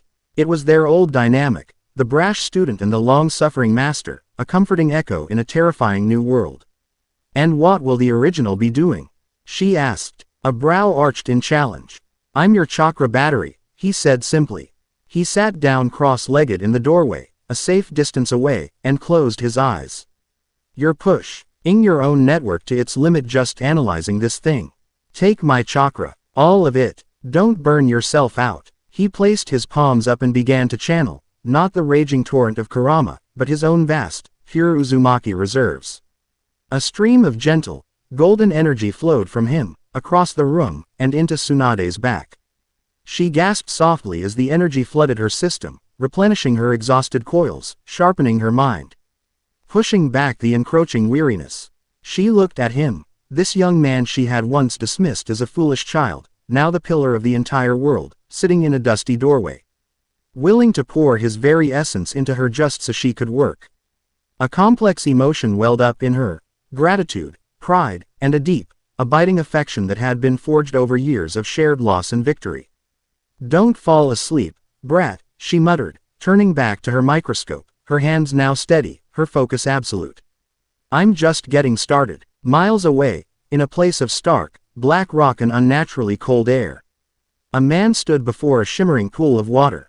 The water was dark as ink, and in its depths, it did not reflect the cavern's roof, but the terrified, feverish faces of the dying in Kawa no Hotori. Kageyama was tall and poised, dressed in the simple, dark robes of a monk. His face was placid, almost serene, a stark contrast to the suffering he observed. He was not a creature of rage or fury. His malevolence was a cold, intellectual thing. A figure knelt in the shadows behind him, their form indistinct. "The unifier has arrived, my lord," the shadow reported. "And the Sannin, Tsunade, holds the line." As expected, Kageyama said, his voice calm, melodic. It was the same voice that could whisper the song of despair. "Tsunade Senju is a relic of an era defined by struggle. She was forged in the crucible of the Great Wars. Of course she would be the one to rise to this challenge. Shall we accelerate the plague's growth? Overwhelm her?" the shadow asked. "No," Kageyama replied, a faint smile touching his lips. "Let her work. Let her struggle. This is not merely a weapon to weaken Uzumaki's empire. It is a necessary catalyst." He dipped his fingers into the dark water, ripples spreading across the images of the dying. "A stagnant peace creates stagnant souls. Complacency is a disease far worse than any I could engineer. This plague, it forces them to adapt. It reminds them of their mortality. It creates fear, despair, desperation, all the rich, fertile emotions that have been bleached from this world by Naruto's insipid sunshine." He turned from the pool, his eyes glowing with a faint, silver light that mirrored the energy of the virus. "The Sannin will fight, and in her struggle, she will innovate. The unifier will shield her, and in his vigilance, he will be distracted. The world will hold its breath, and in their terror, they will remember what it means to be truly alive." He looked at his subordinate, his smile widening. "Let the Sannin have her gambit. We are tilling the soil of the soul. The true harvest is yet to come." For 3 days and 3 nights, Naruto sat. He was the anchor, the unmoving center, while the storm of the plague raged around him. His clones became an extension of his will, managing the crisis with unnerving efficiency. They were a silent, constant presence, reinforcing the quarantine, burning the dead, and ensuring the steady flow of supplies. Inside the lab, Tsunade was a force of nature. Fueled by Naruto's endless chakra, she worked with a feverish intensity that would have killed any other medical nin. She dissected the virus on a cellular level, mapped its impossible energy signature, and tested hundreds of potential antibodies. Failures mounted. The death toll rose. But she did not yield. Their conversations were short, clipped, and purely functional, stripped down to the bare essentials. "I need a blood sample from a Kiri Shinobi with a boil-release Kekkei Genkei. May is sending one. He'll be here in an hour." This latest culture failed. The viral anchor adapted. "It's learning. Then you'll just have to learn faster." He was her rock, her unwavering source of strength, both in chakra and in will. When her frustration threatened to boil over, his calm presence was enough to ground her. When despair began to creep into the edges of her mind, his clone would appear with a cup of tea and a quiet, encouraging word. They operated with the seamless intimacy of two people who had known each other for a lifetime, a bond that transcended the titles of Unifier and Sannin. It was just Naruto and Tsunade, fighting back the darkness together. The breakthrough came on the 4th day. Tsunade stumbled back from her workbench, a wild, triumphant look in her eyes. "I've got it," she breathed, holding up a test tube filled with a glowing, golden serum. "I can't destroy the silver chakra, it's too fundamental. But I've created an antibody that can encapsulate it. It builds a cage of specialized cells around the viral core, forcing it into a dormant state. It's not a cure, it's a prison." Naruto felt a wave of relief so powerful it almost buckled him. "You did it, Grandma Tsunade. I knew you would." But her expression was still grim. It's not finished. The cellular cage is unstable. It needs a binding agent, something that can hold it together against the constant pressure of that other energy. There's only one substance in nature that has the right properties. Name it, Naruto said, already getting to his feet, his body stiff from days of stillness. The sap of the Gekkoju, the moonpetal tree, she said. It produces a resin that perfectly resonates with and neutralizes foreign energy signatures. It's the key. Naruto's clones had gathered all of Konoha's archives at his command. He knew the name. The moonpetal tree. The archives say it only grows in one place. The Shishibone no Mori. The forest of whispering bones. A place so dangerous, so saturated with chaotic, natural chakra that it was designated a Class 5 forbidden zone. The flora and fauna within were mutated, hyper-aggressive, and hostile to all intruders. It's a suicide mission, Tsunade stated flatly. Then it's a good thing I'm hard to kill, Naruto countered, a grin finally returning to his face. How much sap do you need? Enough to fill this, she said, holding up a small, sealed canister. And we need it within 24 hours. The virus is starting to mutate. It's becoming more aggressive. If we don't move now, we lose this race. Then there's no time to waste, Naruto said. His clones dissipated, their experiences and knowledge flowing back into him. He knew every detail of the crisis, every failure, every small victory Tsunade had achieved. He stretched, his joints popping, the golden aura of his power flaring to life around him. You're not going alone, Tsunade said, grabbing a pack of medical supplies and strapping a pair of steel gauntlets to her forearms. The sap needs to be extracted and stabilized with a medical jutsu the moment it leaves the tree, or it loses its potency. I have to be there. It's too dangerous, Tsunade. She fixed him with a look that could have melted steel. I am one of the 3 legendary Sannin, you damn brat. I faced Hanzo the salamander and lived. I think I can handle a few overgrown lizards. Now are we going, or are you going to stand there and argue while people die? Naruto looked at her. The fire back in her eyes, the exhaustion replaced by fierce determination, and he knew there was no arguing. This wasn't something he could delegate. This was a burden they had to shoulder together.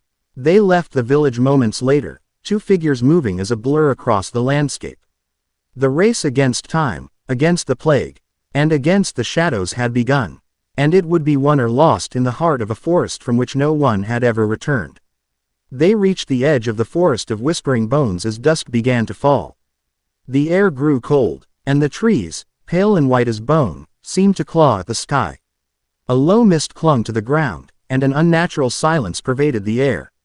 No birds sang, no insects chirped. The chakra here is wrong, Tsunade murmured, her senses on high alert. It's thick, chaotic, it's interfering with my ability to sense. I can feel it, Naruto said. Sage mode active, the aura. NGE pigment around his eyes a stark contrast to his grim expression.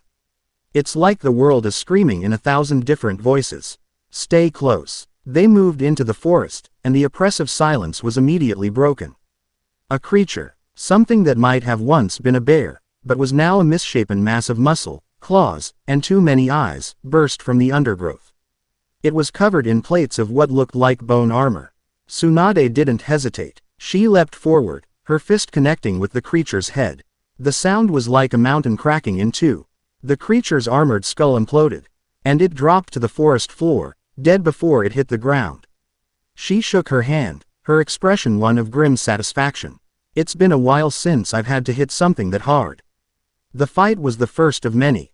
The forest threw its mutated denizens at them relentlessly, packs of chakra-infused wolves that could turn intangible, massive serpents with venom that could corrode stone. Swarms of insects that fired paralytic needles. It was a perfect, brutal symphony of destruction. Naruto was the shield. He moved like a golden phantom, Rasengans and chakra arms deflecting, intercepting, and destroying threats before they could even reach Tsunade. His sage mode was their greatest asset, giving him the precious seconds of forewarning they needed to survive the ambushes. Tsunade was the hammer. She moved with a grace that belied her monstrous strength, her every punch and kick calculated to inflict maximum devastation. She was a whirlwind of controlled fury, shattering bone and breaking bodies. The Sannin of legend unleashed. Hours bled by. They were bruised, battered, and running on fumes, but they pushed deeper into the forest's malevolent heart. They found the Mu-En-petal tree in a clearing at the center of the forest. It was magnificent, its bark pearlescent, its leaves a soft, glowing silver. It pulsed with a gentle, calming energy that was anathema to the rest of the forest. But they weren't alone. Coiled around the base of the tree was the forest's alpha predator. A hydra. It had 5 heads, each one dripping with a different kind of elemental venom: fire, acid, lightning, frost. And a shimmering neurotoxin. Well, Tsunade said, cracking her knuckles. It seems the forest saved the best for last. Naruto formed a Rasenshuriken, its blade screaming through the air. I'll get its attention. You get the sap. He charged, a one-man army against a mythical beast. The Hydra's heads attacked as one, a storm of elemental fury. Naruto was a blur, dodging, weaving. His wind-style jutsu deflecting the worst of the attacks. Tsunade sprinted for the tree. One of the Hydra's heads, the frost-breathing one, swung around, catching her off guard. A blast of super-chilled air slammed into her, and she cried out, her leg encased in a thick layer of chakra-infused ice. She stumbled, falling hard. The acid head lunged for her downed form. Tsunade. Naruto roared. He moved faster than he ever had before, a flash of pure, desperate speed. He appeared in front of her, taking the full force of the acid spray on his back. He grunted in agony as the corrosive venom ate through his cloak and seared his flesh, but he held his ground, a living shield between her and the monster. Get the sap, he ground out through clenched teeth, his own healing factor Ulrea. Die struggling to close the terrible wound. Tears of fury and fear welled in Tsunade's eyes. She slammed her fist into the ice encasing her leg, shattering it. Ignoring the pain, she surged to her feet, reached the tree, and plunged a specialized needle into its pearlescent bark. The canister began to fill with the glowing, silver resin. Behind her, Naruto, empowered by a surge of Kurama's chakra, went on the offensive. A massive Rasengan slammed into the Hydra, sending it reeling back. He fought with a cold, desperate fury, his only thought to protect the woman who was his last living link to his past, to the will of fire. The canister was full. Naruto, I have it. Tsunade yelled. He glanced back, saw she was safe, and ended the fight. A tailed beast bomb, compressed to the size of a marble, shot from his hand. It struck the Hydra in the chest, and the resulting explosion vaporized the beast and a significant portion of the forest, leaving behind only a smoking crater. Silence returned. Naruto collapsed to one knee, breathing heavily, the raw chakra receding, leaving him with the searing pain of the acid burn on his back. Tsunade was at his side in an instant, her hands glowing with green chakra. Don't move, you idiot, she ordered, her voice thick with unshed tears as she began to heal the horrific wound. Of all the reckless, stupid. It worked, didn't it? He managed, a weak grin on his face. She didn't answer. She just focused on healing him, her touch gentle, her chakra a soothing balm against his pain. In the quiet clearing, surrounded by the wreckage of their battle. They weren't the Unifier and the Sannin. They were just two people who had walked through hell for each other, and had come out the other side. She stabilized his wound, and he got to his feet, leaning on her for support. They held the canister of sap between them, a beacon of hope in the darkness. Their bond, already strong, had been reforged in the fires of this trial, tempered into something unbreakable. They had what they needed. Now, they just had to make it back. Chapter 5 End. Chapter 6. A storm on the horizon. The golden serum worked. Naruto and Tsunade returned to Kawano Hotori not as warriors, but as saviors. The antibody was mass-produced with a speed that only shadow clones could achieve, and administered to the sick. The effect was immediate and miraculous. The parasitic silver chakra was caged. The feverish heat in the victims' bodies receded, and for the first time in a week, the sound of hope returned to the village. Naruto stood with Tsunade on a low hill overlooking the settlement as the quarantine signs were taken down. The smoke from the funeral pyres still stained the air, a grim reminder of the cost, but the living were saved. You did it, Tsunade, Naruto said, his voice filled with a quiet awe. The acid burn on his back was a dull, healing ache, a small price to pay for the lives she had pulled back from the brink. We did it, she corrected, her gaze fixed on the village. She didn't look triumphant. She looked like a commander who had won a battle, but knew the war was far from over. This was a test, Naruto. A field study. They wanted to see what we were capable of. Now they know. Her words were prophetic. As if summoned by her grim assessment, Shikadai Nara appeared beside them in a flicker of movement, his usually bored expression replaced by a mask of extreme urgency. He didn't bother with pleasantries. "It's happening," he said, his voice tight.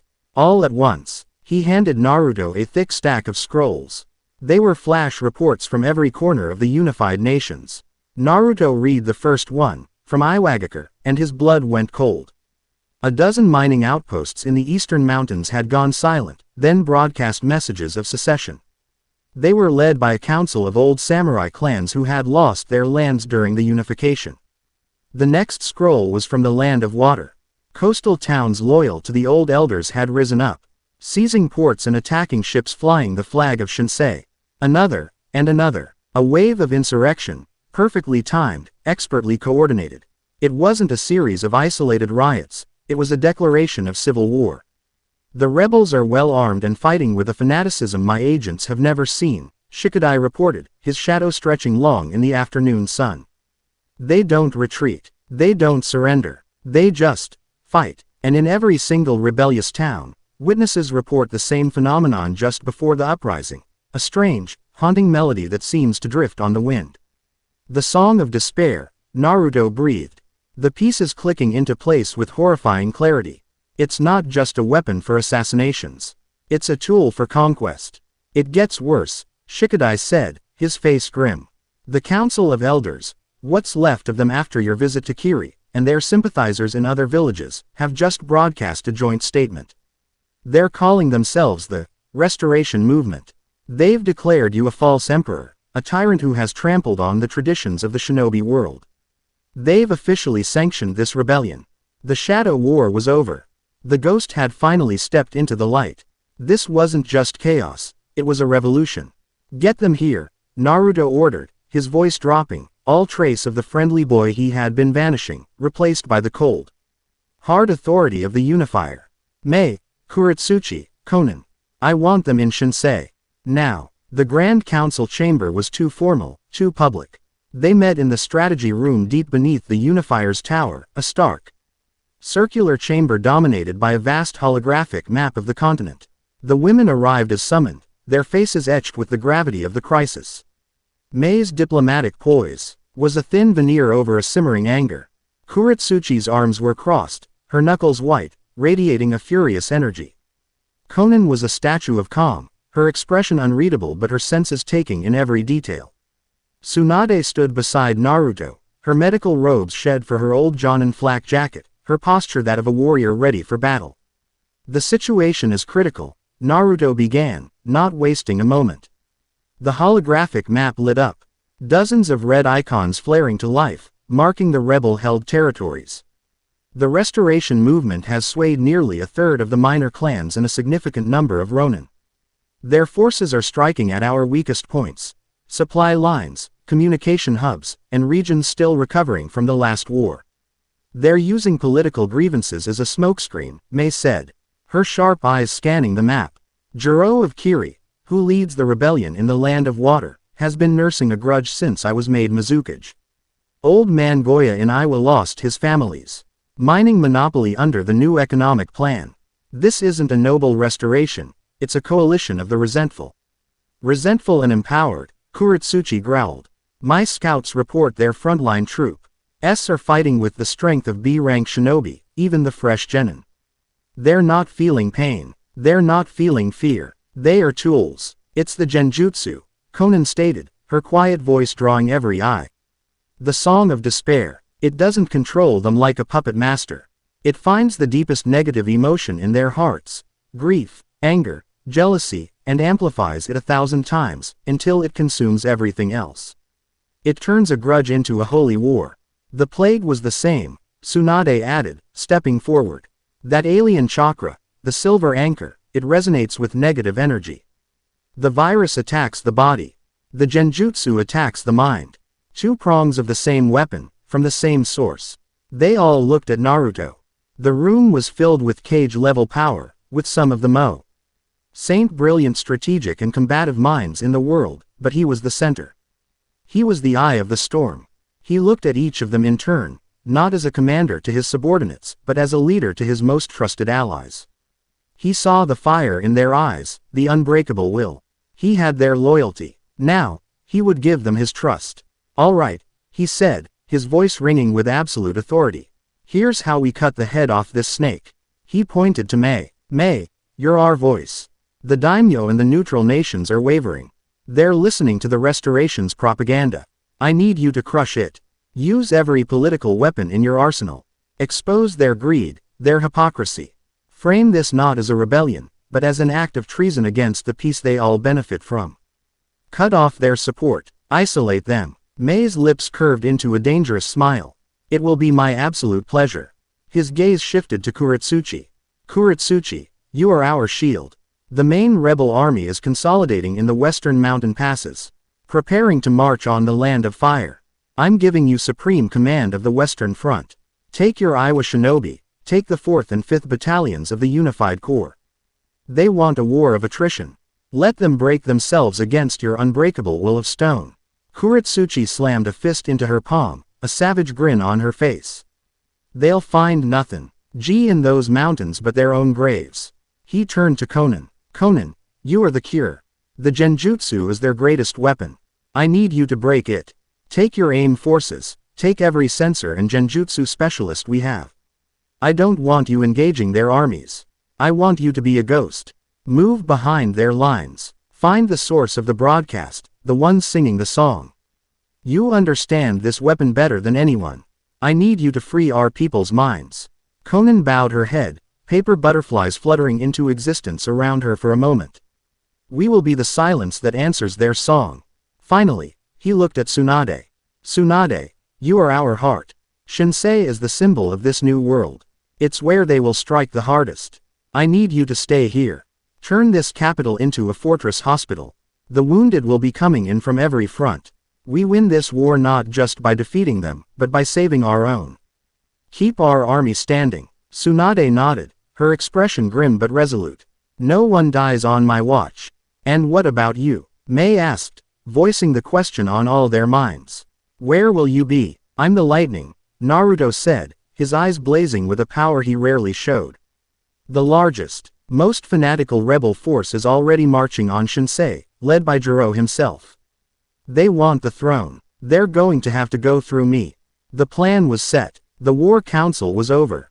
In a flurry of motion, they were gone, speeding towards their designated fronts, a coordinated storm of power unleashed upon the world. The battle for Shinsei began at dawn. A sea of shinobi, tens of thousands strong, crested the hills overlooking the capital. Their banners were a mix of old, forgotten clan symbols, a defiant collage against the unified world.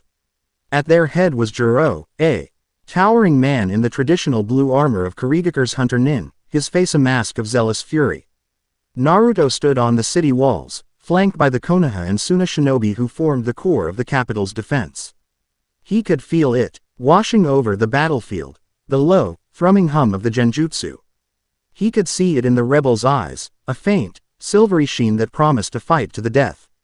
"You offer a comfortable cage, Uzumaki." Jiro's voice, amplified by chakra, boomed across the plain. "A world of rules and compromises that suffocates the true spirit of the shinobi. We offer the freedom of struggle, the glory of the old ways. The god of discord has shown us the truth, and his song will be the anthem of our new world. The god of discord, the final piece, not just a madman, but a prophet. Kageyama, charge!" Jiro roared. The rebel army surged forward, a human tsunami of rage and steel.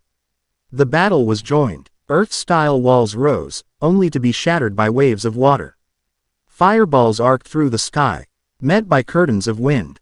It was chaos, a maelstrom of color and sound and death.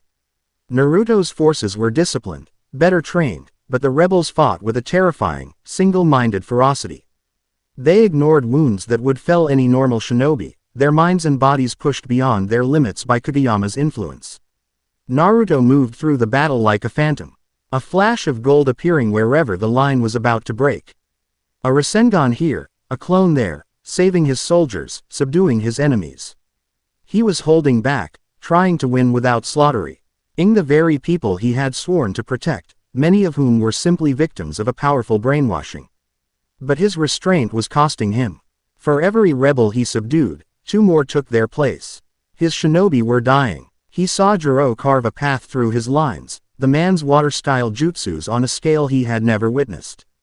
A massive whirlpool formed on the battlefield, sucking in dozens of his shinobi. Jiro was a Kage-level threat, his power amplified to monstrous proportions by the silver chakra that visibly coiled around him. Naruto knew, in that moment, that this battle could not be won with half measures. He had to show them. He had to show them all why the world needed a unifier.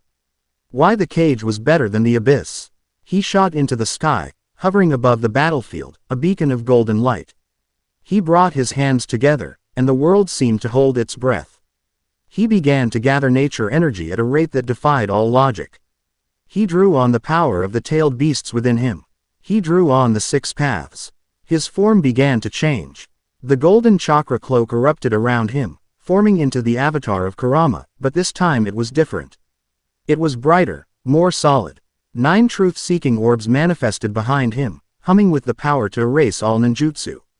His eyes shifted, the cross pattern of sage mode merging with the vertical slit of Kurama, glowing with an intensity that outshone the sun. The pressure of his chakra descended on the battlefield. It was a physical weight, an ocean of power that forced everyone, friend and foe alike, to their knees. The fanatical rage in the rebel's eyes flickered, for the first time, with a primal, instinctual terror. The Song of Despair was a powerful tune, but Naruto had just become a symphony of divine power that drowned it out. He looked down at Jiro, his voice not booming, but cutting through the silence with absolute clarity. You want the old ways. You want a world ruled by strength. Then behold it. He didn't attack, he simply raised a hand. The massive whirlpool Jiro had created stopped, then reversed its flow, the water turning to steam and harmlessly dissipating. He had not countered the jutsu. He had simply willed it out of existence. Jiro stared up, his jaw slack, the silver chakra around him recoiling as if burned. The sheer, overwhelming difference in their power was a truth more profound than any genjutsu. Naruto descended, landing softly before the rebel commander. The battle had stopped. 2 armies stood frozen, watching the confrontation. He didn't raise his fist. He simply held out his hand. It's over, Jiro, he said. His voice no longer that of a god, but of a man. A tired, sad man. He is using you. He is using your pain. Let it go. Jiro screamed, a final, defiant roar, and charged, summoning every last drop of his amplified power into a single water dragon. Naruto sighed. He touched one of the truth-seeking orbs. It shot forward, not as an attack, but as a gentle touch. It met the water dragon, and the massive construct of chakra simply ceased to be. The orb continued, lightly tapping Jiro on the chest. The silver chakra around the elder erupted from him with a shriek, dissipating like smoke in the wind. Jiro's eyes cleared, the fanatical haze replaced by a sudden, horrified understanding. He collapsed, unconscious but alive, his body freed from its prison of rage. Naruto stood over the defeated commander, the golden avatar fading around him. He looked out at the tens of thousands of rebel shinobi, who now stared back at him not with hatred, but with a mixture of terror and awe. Their charge was broken. Their leader was defeated. Their false god had been silenced by a real one. But as he looked at their faces, he saw the grim truth. He had won the battle for Shinsei. But he had not won the war. He had revealed his power, but in doing so, had proven the restoration's point to some. He was a tyrant, a god emperor whose power was too great for any one man to hold. He had suppressed a rebellion, but the seeds of discord had been planted deep, and he knew, with a chilling certainty, that this was only the beginning. Chapter 6 End. Chapter 7. The God of Discord. The silence after the battle was heavier than the screams had been. Naruto stood on the scarred plains outside Shinsei, looking not at the city he had saved, but at the thousands of captured rebels being disarmed and processed in the valley below. They were no longer a fanatical army. They were just men and women, dazed and confused, waking from a nightmare of rage. The silver sheen was gone from their eyes. replaced by the horrifying dawn of understanding what they had done. Tsunade came to stand beside him, her face grim. She had overseen the triage, saving 100 of his shinobi and, against the protests of some of his commanders, 100 of theirs. You scared them, Naruto, she said, her voice low.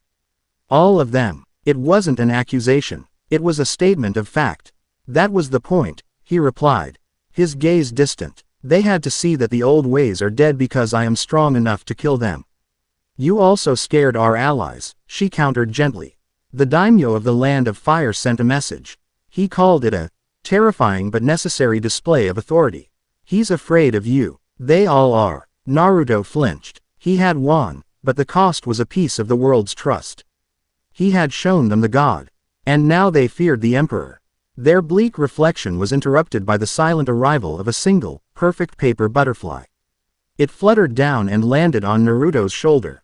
A stark white messenger against his black tunic. It was Conan's signature. The butterfly unfolded, and her voice, a soft, urgent whisper, echoed directly into his mind. We found it. The source of the song. It's not a broadcast tower or a single person. It's a place. A valley deep in the mountains of regret, a place the locals call the Silent Maw. The very rock here seems to resonate with the genjutsu. It sings. But there is a focal point. A fortress, of a kind. I have never felt a chakra like this, Naruto. It is ancient, cold, and vast. Be careful. This is the serpent's nest. The message faded. The butterfly dissolved into nothing. Tsunade, Naruto said, his voice hard as iron. Lock down the capital. Initiate the final phase of the war plan. Tell everyone I'm taking a personal leave for meditation. And where are you really going? She asked, though she already knew. To hunt a god, he replied. He didn't waste time with travel. He left a clone to manage the aftermath and then, using the flying Raijin markers he had given to each of his inner circle, he was gone. He appeared first in a windswept mountain pass where Kuretsuchi was directing the final push against the Western Rebellion. She stood over a captured enemy commander, her face streaked with dirt and blood, a picture of indomitable strength. She saw him, understood the look in his eyes instantly, and nodded. Go, we can handle this rabble. A second flash, and he was in a lavish daimyo's court, where Mei was in the middle of a searing speech that had a dozen nobles pale and sweating. She paused, met his gaze across the room, and gave a subtle, almost imperceptible nod. Her fight was here, with words and whispers. His was elsewhere. He brought them both to Conan's position in a disorienting ripple of space-time. They stood on a barren ridge, the wind whipping at their clothes, Conan waiting for them, a silent angel against a gray sky. The three most powerful kunoichi on the continent, assembled in an instant. It's down there, Conan said, pointing into a deep, misty gorge below them. The Silent Maw was aptly named. As they descended, sound seemed to die. The howl of the wind became a dull hum. The crunch of gravel under their feet was muted. The air grew heavy, thick with a palpable sense of despair. It wasn't just a place, it was a wound in the world. This place is a massive, naturally formed amplifier for genjutsu, Mei murmured, her analytical mind already dissecting the phenomenon. The specific mineral content of the rock, the oppressive atmosphere, it's a perfect weapon. It's more than that, Kuretsuchi growled, her hand resting on the rock wall. The stone itself feels sick, corrupted. In the center of the valley floor stood a structure that defied architecture. It wasn't a castle of stone or a fortress of steel. It was a cathedral of black, crystalline rock that seemed to have grown out of the ground, its spires twisting towards the sky like grasping, skeletal fingers. No light reflected from its surface, it seemed to drink the very day. As they approached, the whispers started. Not in their ears, but in their minds. Illusions, tailored to their deepest fears, rose from the mist. Mei saw the bloody mist again, the faces of the children she had been forced to kill, their eyes accusing her. Kuretsuchi saw her grandfather, Onoki, turning to dust in her hands. His voice chiding her for failing to protect Iwa's pride. Conan saw Yahiko and Nagato, their bodies cold, blaming her for letting their dream become Naruto's. But they were Kage. They were survivors. Their wills had been forged in the hottest fires. Illusions. Mei snarled, weaving hand signs. Boil release. Corrosive mist. A fine, Acidic vapor billowed from her lips, not attacking the fortress, but spreading through the air around them. The phantoms shrieked and dissolved as the potent chakra in her mist disrupted the genjutsu. They were broken, but the whispers of their failures remained. They reached the entrance, a gaping archway that led into absolute darkness. "I'll take the lead," Naruto said, his sage mode a glowing beacon in the oppressive gloom. "Stay behind me." They entered the Cathedral of Discord. The interior was a vast, echoing space, the geometry all wrong, twisting in on itself in impossible ways. In the center of the cavernous chamber, on a simple throne of uncarved black stone, sat a man. It was Kageyama. He was dressed in the simple gray robes of a monk, his hands resting on his knees. His face was serene, his expression one of patient welcome. He did not look like a monster or a warlord. He looked like a scholar.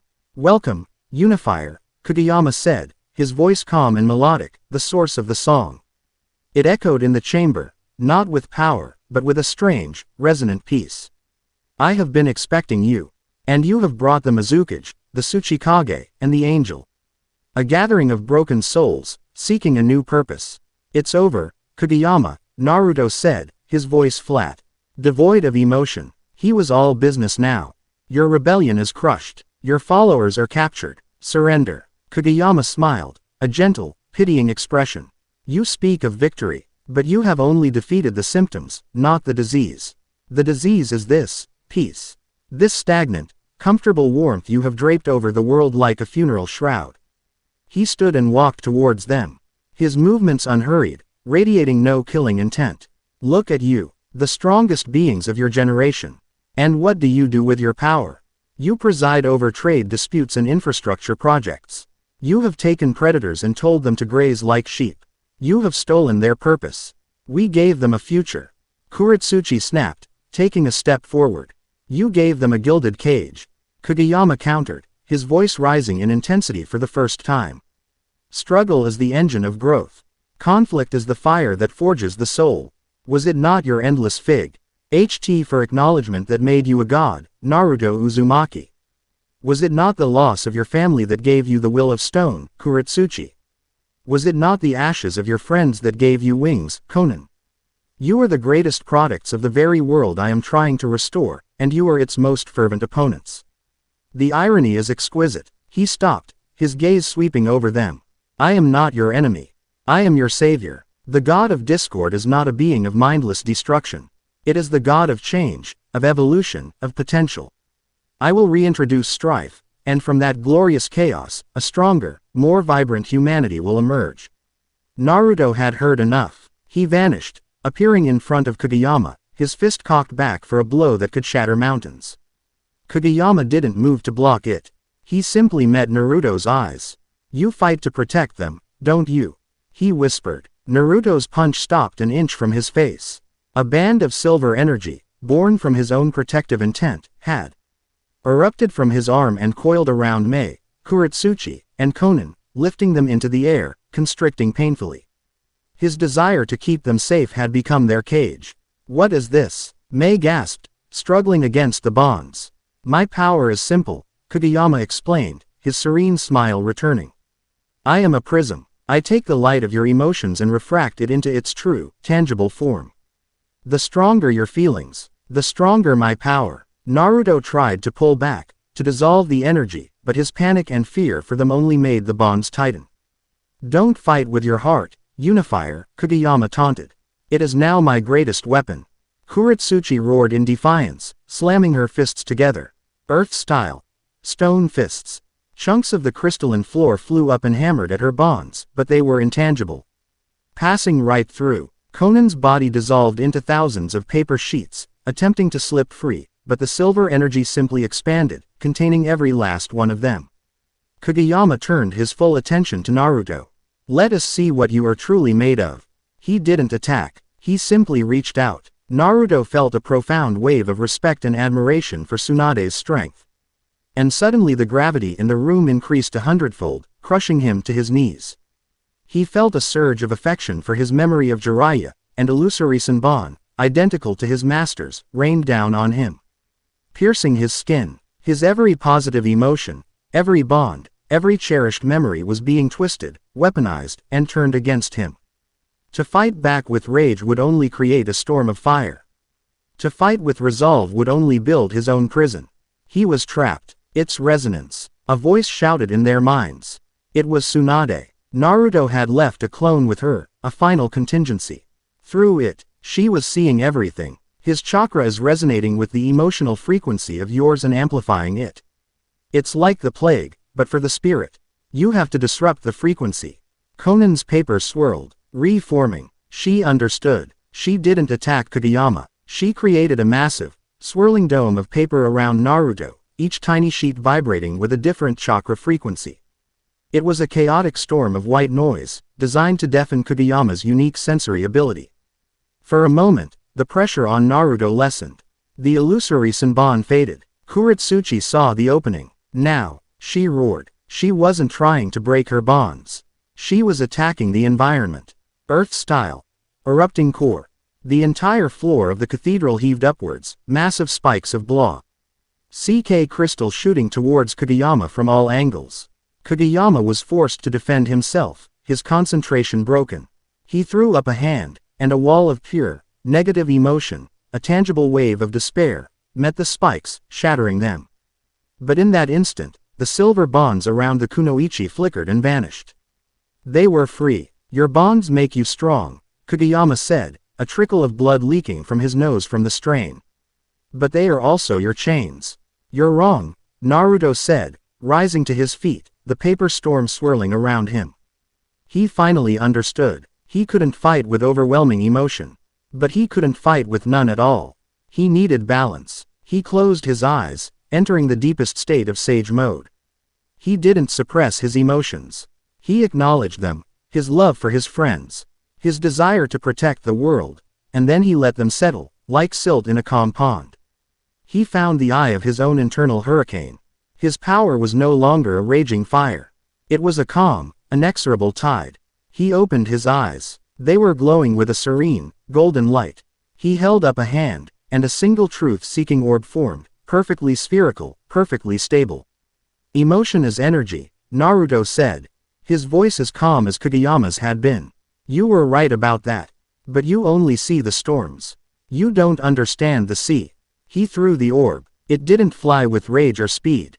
It moved with a simple, undeniable certainty. Kageyama's eyes widened. He threw up another wall of despair, but the orb passed through it as if it weren't there. The orb was not an ninjutsu. It was a physical manifestation of harmony, a concept anathema to Kageyama's power. It struck Kageyama in the shoulder. There was no explosion, just a fizzling sound. Kageyama screamed, a raw, human sound of agony this time. As the orb didn't just burn his flesh, but erased his connection to the discordant energy of the valley. A torrent of silver, foul-smelling chakra erupted from the wound. Kageyama stumbled back, clutching his shoulder, his serene mask finally shattered, replaced by a look of pained, furious disbelief. This is the struggle. He hissed, a wild, ecstatic look in his eyes. He wasn't defeated. He was invigorated. This is the glorious pain I have been searching for. He began to dissolve into the shadows of the cathedral. This was only a prelude, unifier. The overture to the song. When the true purification comes, your calm sea will boil. His laughter echoed through the chamber as he vanished completely. Silence. The oppressive psychic energy of the valley was gone, broken by Naruto's attack. The four of them stood in the now inert cathedral, breathing heavily. They had won. They had faced the god of discord and driven him away. But as Naruto looked at the concerned faces of Mei, Kuretsuchi, and Konan, he knew this was a victory that felt perilously like a loss. He had found a way to fight his new enemy, but it required him to wall off a part of himself. Kageyama had escaped, more determined than ever, and he had left Naruto with a chilling ultimatum. To protect his world, he might have to sacrifice the very heart that had inspired him to build it. Chapter 7 End. Chapter 8. The Scars of the Past. The place they retreated to had no name. It was one of Tsunade's secrets, a small, isolated estate nestled in a hidden valley in the land of Shield. Ed by potent barrier seals and the simple fact that no one would ever think to look for them there. It was a place of healing, with natural hot springs, ancient, calming trees, and a profound, enveloping silence. But the silence did not bring peace. For 2 days, they spoke little. The physical wounds were the easiest to mend. Tsunade's medical ninjutsu knitted torn muscle and sealed lacerations. The hot springs soothed their aching bodies. But the other wounds, the ones Kageyama had inflicted on their minds, festered. Mei found herself second-guessing her every diplomatic move, the phantom icebergs of the children from the bloody mist haunting the edge of her thoughts. Kuretsuchi was abrasive and short-tempered, the illusion of her grandfather's disappointment fueling a self-critical anger. Konan was quieter than ever. Her paper creations listless, the ghosts of Yahiko and Nagato a tangible weight on her shoulders. And Naruto. Naruto was a ghost. He moved through the estate with a heavy, crushing stillness. The vibrant, sun-bright energy that defined him was gone, banked down to a single, cold ember. He had defeated Kageyama in the cathedral, but at the cost of caging his own heart. And he didn't seem to know how to let it back out. He was calm, controlled, and utterly, terrifyingly empty. It was Tsunade who broke the spell. She found him late on the second night, standing on a veranda overlooking a moonlit garden. He was staring at his own hand, not seeing it, but seeing the silver energy that had sprung from it to bind his friends. "If you stand there brooding any longer, you'll start to grow roots," she said. Her voice intentionally rough. She came to stand beside him, leaning against the railing, and handed him a small sake cup. He took it automatically. "I almost killed them, Tsunade," he said. His voice flat, devoid of inflection. "My own feelings, my desire to protect them," he turned it into a weapon. "The stronger I felt, the tighter the cage became. How do you fight that?" "You're asking the wrong question," Tsunade countered, taking a sip from her own cup. "You're a shinobi, Naruto. You've been taught your whole life that emotions are a weakness in a fight. A liability. Kageyama is just the ultimate expression of that lesson."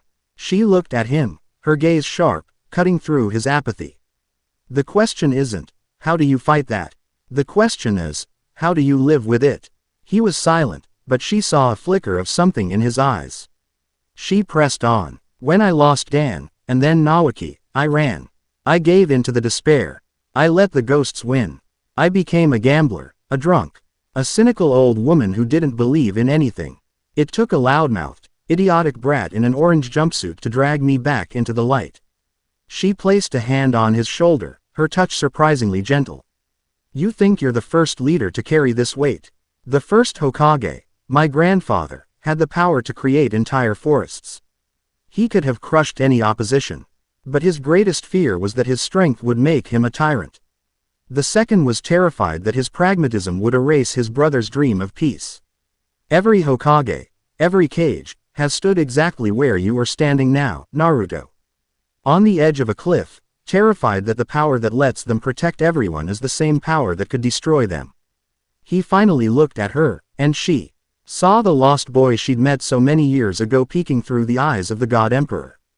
"So what's the answer?" he whispered. "You don't carry it alone," she said simply.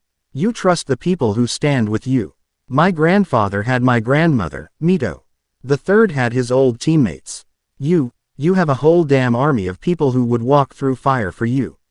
You just have to let them." She finished her sake and set the cup down. "Stop trying to be a monument, Naruto.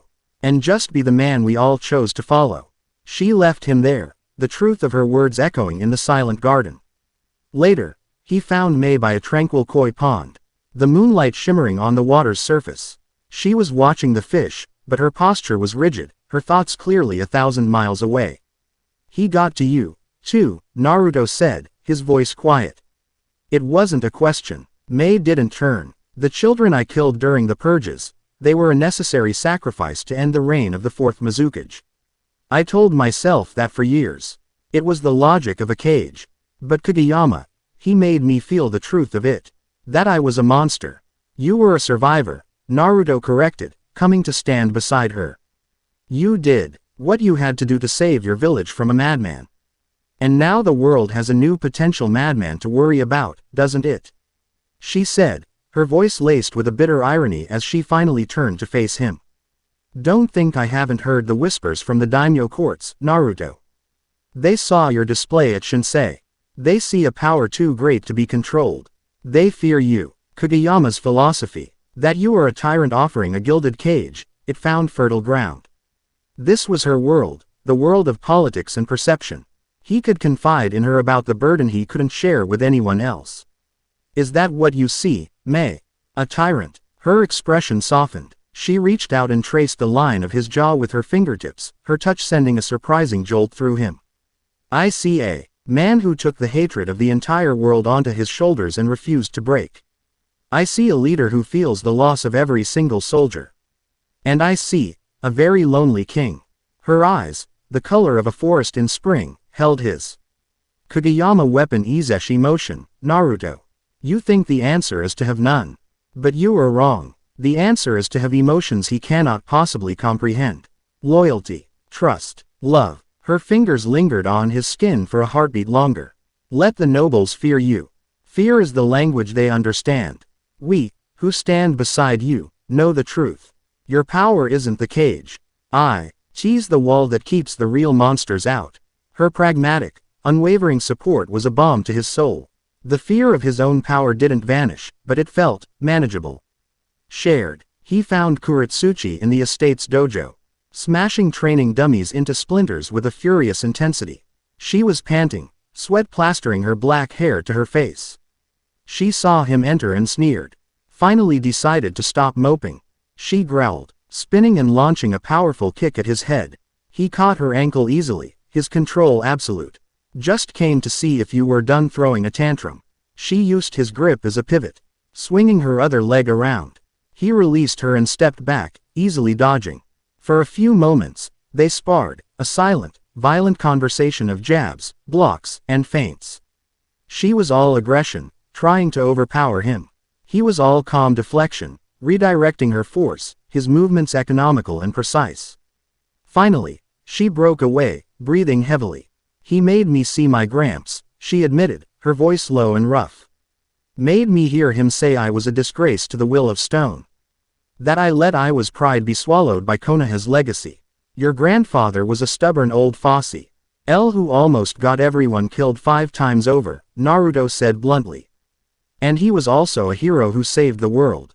Both are true. He said my loyalty to you was a weakness, she snarled. Is it? Naruto asked, his gaze steady. Kuretsuchi stared at him, her chest heaving. No, she finally admitted. Fighting beside you at Kozen, that was the most alive I've felt since the war. We didn't need to talk. We just moved. We understood each other. Her glare was still fierce, but it held a new, grudging respect. You don't command me, Uzumaki. You make me stronger, and I do the same for you. My challenging you, arguing with you, that's not weakness. It's what keeps you from actually believing you're a god. She jabbed a finger into his chest. Kageyama uses our feelings against us. Fine. Then we'll use a feeling he can't twist. Respect. The kind you earn in a real fight. He can have his phantoms and his whispers. We have this. She gestured to the two of them, to the dojo. The unbreakable will of comrades. Now stop thinking so much and fight me for real. Loser buys the sake. Her blunt, warrior's logic was a bracing slap in the face. He couldn't help but grin. The weight in his chest lifted a little more. As evening fell and a soft rain began to patter against the roof, he found Conan sitting in an open-air corridor, her hand outstretched, allowing the raindrops to fall on her palm. She seemed to be listening to them. He sat beside her, the silence comfortable, familiar. Of all of them, she understood the burden of a dark past the best. I keep seeing their faces, he said quietly, not needing to explain who. The rebels. The ones who died. They were just lost. And I couldn't save them. I just crushed them. You saved the ones you could, Conan replied, her voice as soft as the rain. That is all any of us can do. She looked at him, her amber eyes holding a deep, ancient sorrow. For years after Nagato's death, I would come to his grave and apologize. For failing him. For letting our dream of peace die. I carried that guilt like a shroud. I thought it was my penance. She closed her hand, the raindrops captured within. But you showed me something else. That past is not a grave we are condemned to visit. It is a lesson we are privileged to learn. You don't honor the dead by drowning in guilt, Naruto. You honor them by building a world they would have been proud of. He's going to keep using people, Naruto said, the frustration raw in his voice. He'll find more angry, lost souls and twist them into his soldiers. Then we will find them first, Konan said, anew. Hard resolve in her voice. We will offer them hope before he can offer them hatred. My network in aim, the orphans, the refugees, they know what real despair looks like. They will be our eyes and ears. We will fight his song not with silence, but with a better song. The song of redemption, her quiet strength, her unwavering belief in the possibility of a second chance, was the final piece. It settled into his heart, mending the last of the cracks. Later that night, the storm passed. The moon emerged, full and bright, silvering the wet leaves of the garden. He was on the veranda again. But this time he wasn't alone. The four of them found him there, drawn by the same unspoken need for connection. They stood together in a comfortable silence, no longer 5 individuals nursing their private wounds, but a single, cohesive unit. Naruto looked at them, Tsunade, his family and his past, Mei, his political equal and his future, Kuretsuchi, his rival and his strength, Konan, his conscience and his redemption. The immense, crushing weight of the world on his shoulders didn't feel so heavy anymore. It was being shared, held up by 4 pillars of incredible strength. He was wrong, Naruto said, his voice clear and steady, the cold emptiness finally gone. Our bonds aren't our chains. They're our armor. He looked at each of them, a genuine, warm smile returning to his face for the first time in days. Thank you. They didn't need to ask what for. They understood. So what's the plan, Hotshot? Kuretsuchi asked, breaking the tender moment with her characteristic bluntness. We can't just wait for him to make the next move. No, we can't, Naruto agreed. His eyes shone with a new, clear purpose. We're going to build a network. Konan, you were right. We'll find T. He lost and the resentful before he does. Mei, you'll create the political channels to offer them real solutions, not just empty promises. Kuretsuchi, you and I will train a new kind of rapid response unit. One that specializes in non-lethal subjugation and dealing with mind-controlled civilians. Tsunade, you will work on a spiritual inoculation, a counter-frequency to his genjutsu. We'll fight his ideology on every front. He looked out at the moonlit world, no longer with fear or burden, but with a fierce, protective resolve.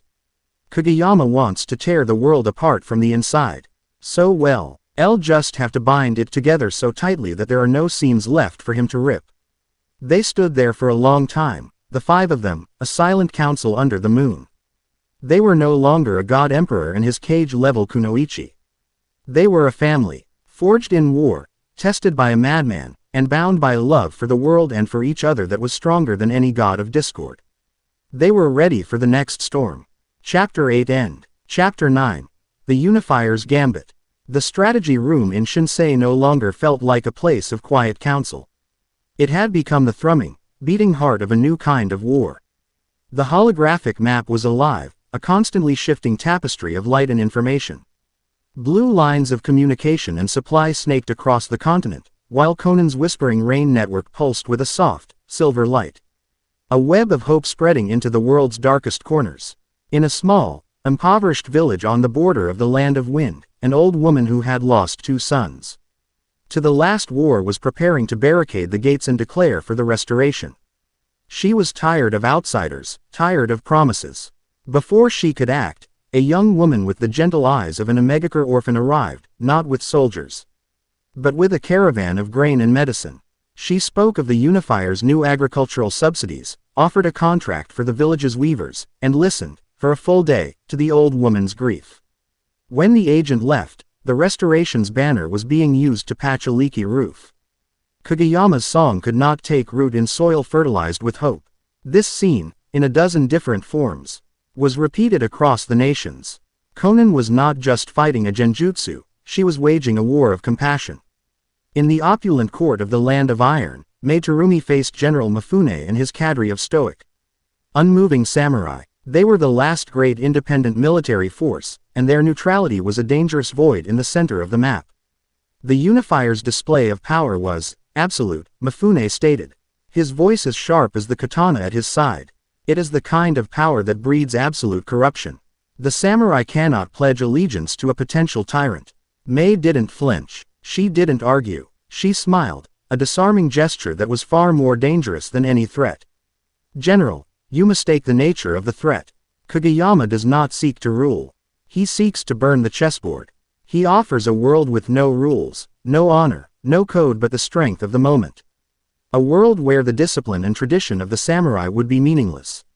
She let the words hang in the air, then laid her own cards on the table. Naruto-kun offers you a world where your skills are more valuable than ever. The wardens, our new peacekeeping force, require instructors in discipline and arms. He is prepared to offer the Land of Iron the exclusive contract for training them. Your code, your Bushido, could become the ethical foundation for the entire world's protectors. She paused, her gaze piercing. Do you want to be a relic, General? Or do you want to be the future? Mifune's hand, which had been resting on his sword, moved. He stroked his chin, a flicker of something new in his eyes. Mei had not appealed to his fear.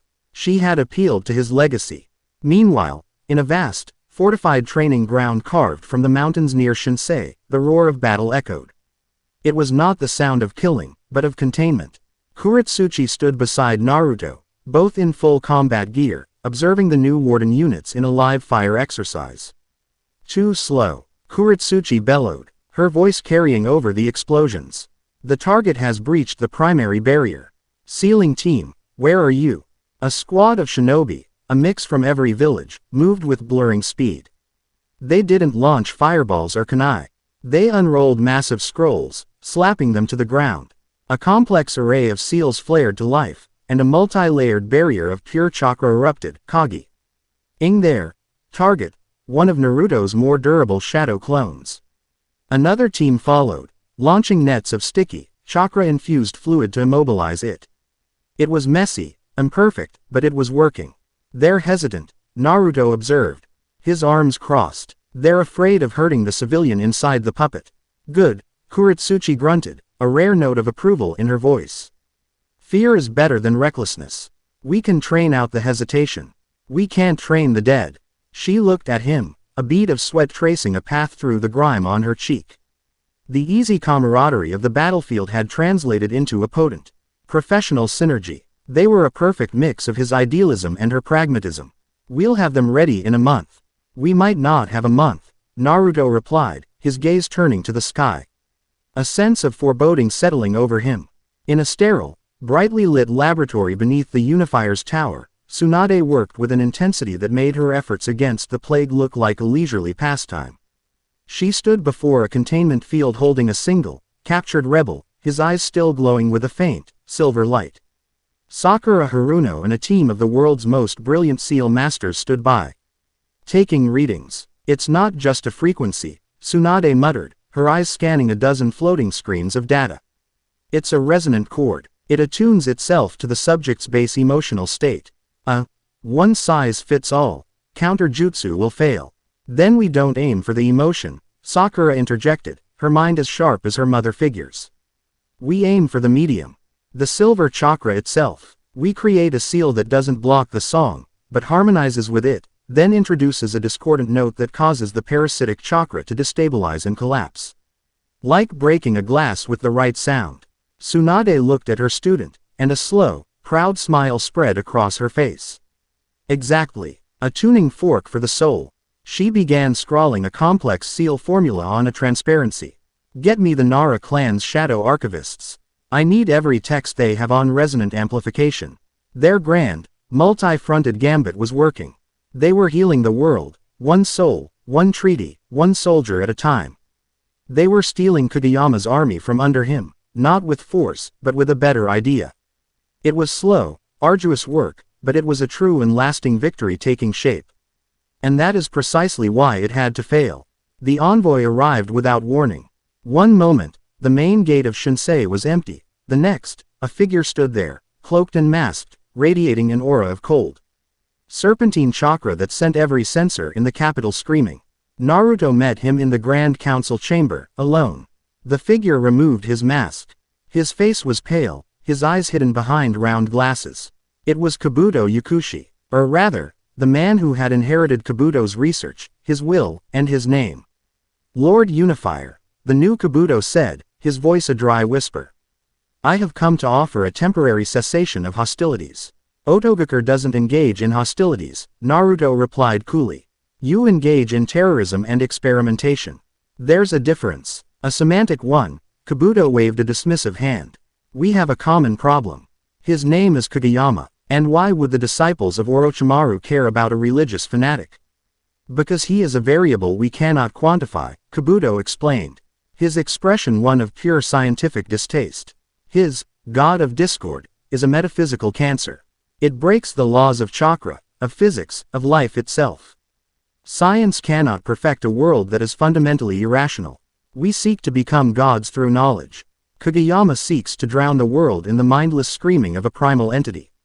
Our ambitions are mutually exclusive. He slid a black, data-encrypted scroll across the vast table. This contains everything we have on Kageyama. His history, the location of his hidden cloisters, and, most importantly, the location of the nexus point for his power. Naruto's eyes narrowed. And the price for this gift? Consider it an investment, Kabuto said, a thin, reptilian smile on his face. We would prefer to see you win. Your world is one of order. Predictable. It is a system we can study, and, in time, surpass. Kageyama's world is an abyss. We merely ask that when you have dealt with this inconvenience, you remember who gave you the knife. With a bow that was both respectful and mocking, Kabuto dissolved into a puddle of snakes that slithered away into the shadows. The intelligence was a bombshell. Kageyama wasn't just spreading his influence. He was concentrating it. He was performing a ritual to gather the world's negative emotions into a single point. To what end, the Odo data could only speculate. The location W, as a place steeped in that very energy, the Valley of the End. But the warning came too late. In the valley, where the colossal statues of Hashirama and Madara stood as eternal monuments to a legendary conflict, the air began to tear. Kageyama stood on the head of the Madara statue, his arms outstretched. He was no longer a calm monk. His eyes were burning silver pits, and his body was a conduit for a terrifying power. You seek to heal them. He roared, his voice no longer his own, but a chorus of a billion hateful thoughts. You seek to soothe their pain with your pathetic comforts. I will give them a true catharsis. I will gather all their fear, all their rage, all their despair, and I will give it a body. A god of their own making. A vortex of black and silver energy erupted from the waterfall between the statues. It was a storm of pure, negative emotion, a swirling hurricane of psychic agony. It clawed at the sky, and across the entire continent, every man, woman, and child felt it. A sudden, inexplicable wave of fear. A spike of irrational anger. A moment of profound, soul-crushing despair. In Shinsei, the holographic map went insane. Every sensor, every listening post, every friendly asset screamed a single terrifying message. A red, bleeding blotch appeared on the map, centered on the Valley of the End, and it was growing. Mei, Kuretsuchi, Konan, and Tsunade appeared. In the strategy room in a flash of light, recalled by Naruto's clones. They saw the map, felt the psychic shockwave that had just washed over the world, and understood. He's not waiting for us anymore, Mei breathed, her face pale. He's making his move. All or nothing, Kuretsuchi said, her hand clenching into a fist. This isn't a ritual to spread his influence, Tsunade said, her eyes wide with horrified realization. He's trying to manifest the entity itself. To give the god of discord a physical form in our world. Naruto stood before them, the last vestiges of his gambit's hope replaced by the grim certainty of the endgame. He looked at the map, at the raging storm of hatred that threatened to consume everything. His plan to heal the world had worked too well, and it had forced his enemy's hand. There was no more time for strategy. No more room for politics or compassion. There was only the storm. The gambit is over, Naruto said, his voice calm, but with an undercurrent of seismic power. He turned to face the four women, his family, his council of war. Get your armor. Mobilize the wardens. Send the call to every ally we have left. He looked at each of them, his gaze lingering for a moment. A silent acknowledgement of the path they had walked together. The time for quiet moments was gone. Now was the time for gods and monsters. We're going to the Valley of the End, he declared. His six-paths sage mode flaring to life, his body erupting in a column of golden fire that made the holographic map dim in comparison. And we are going to end this. Chapter 9 End.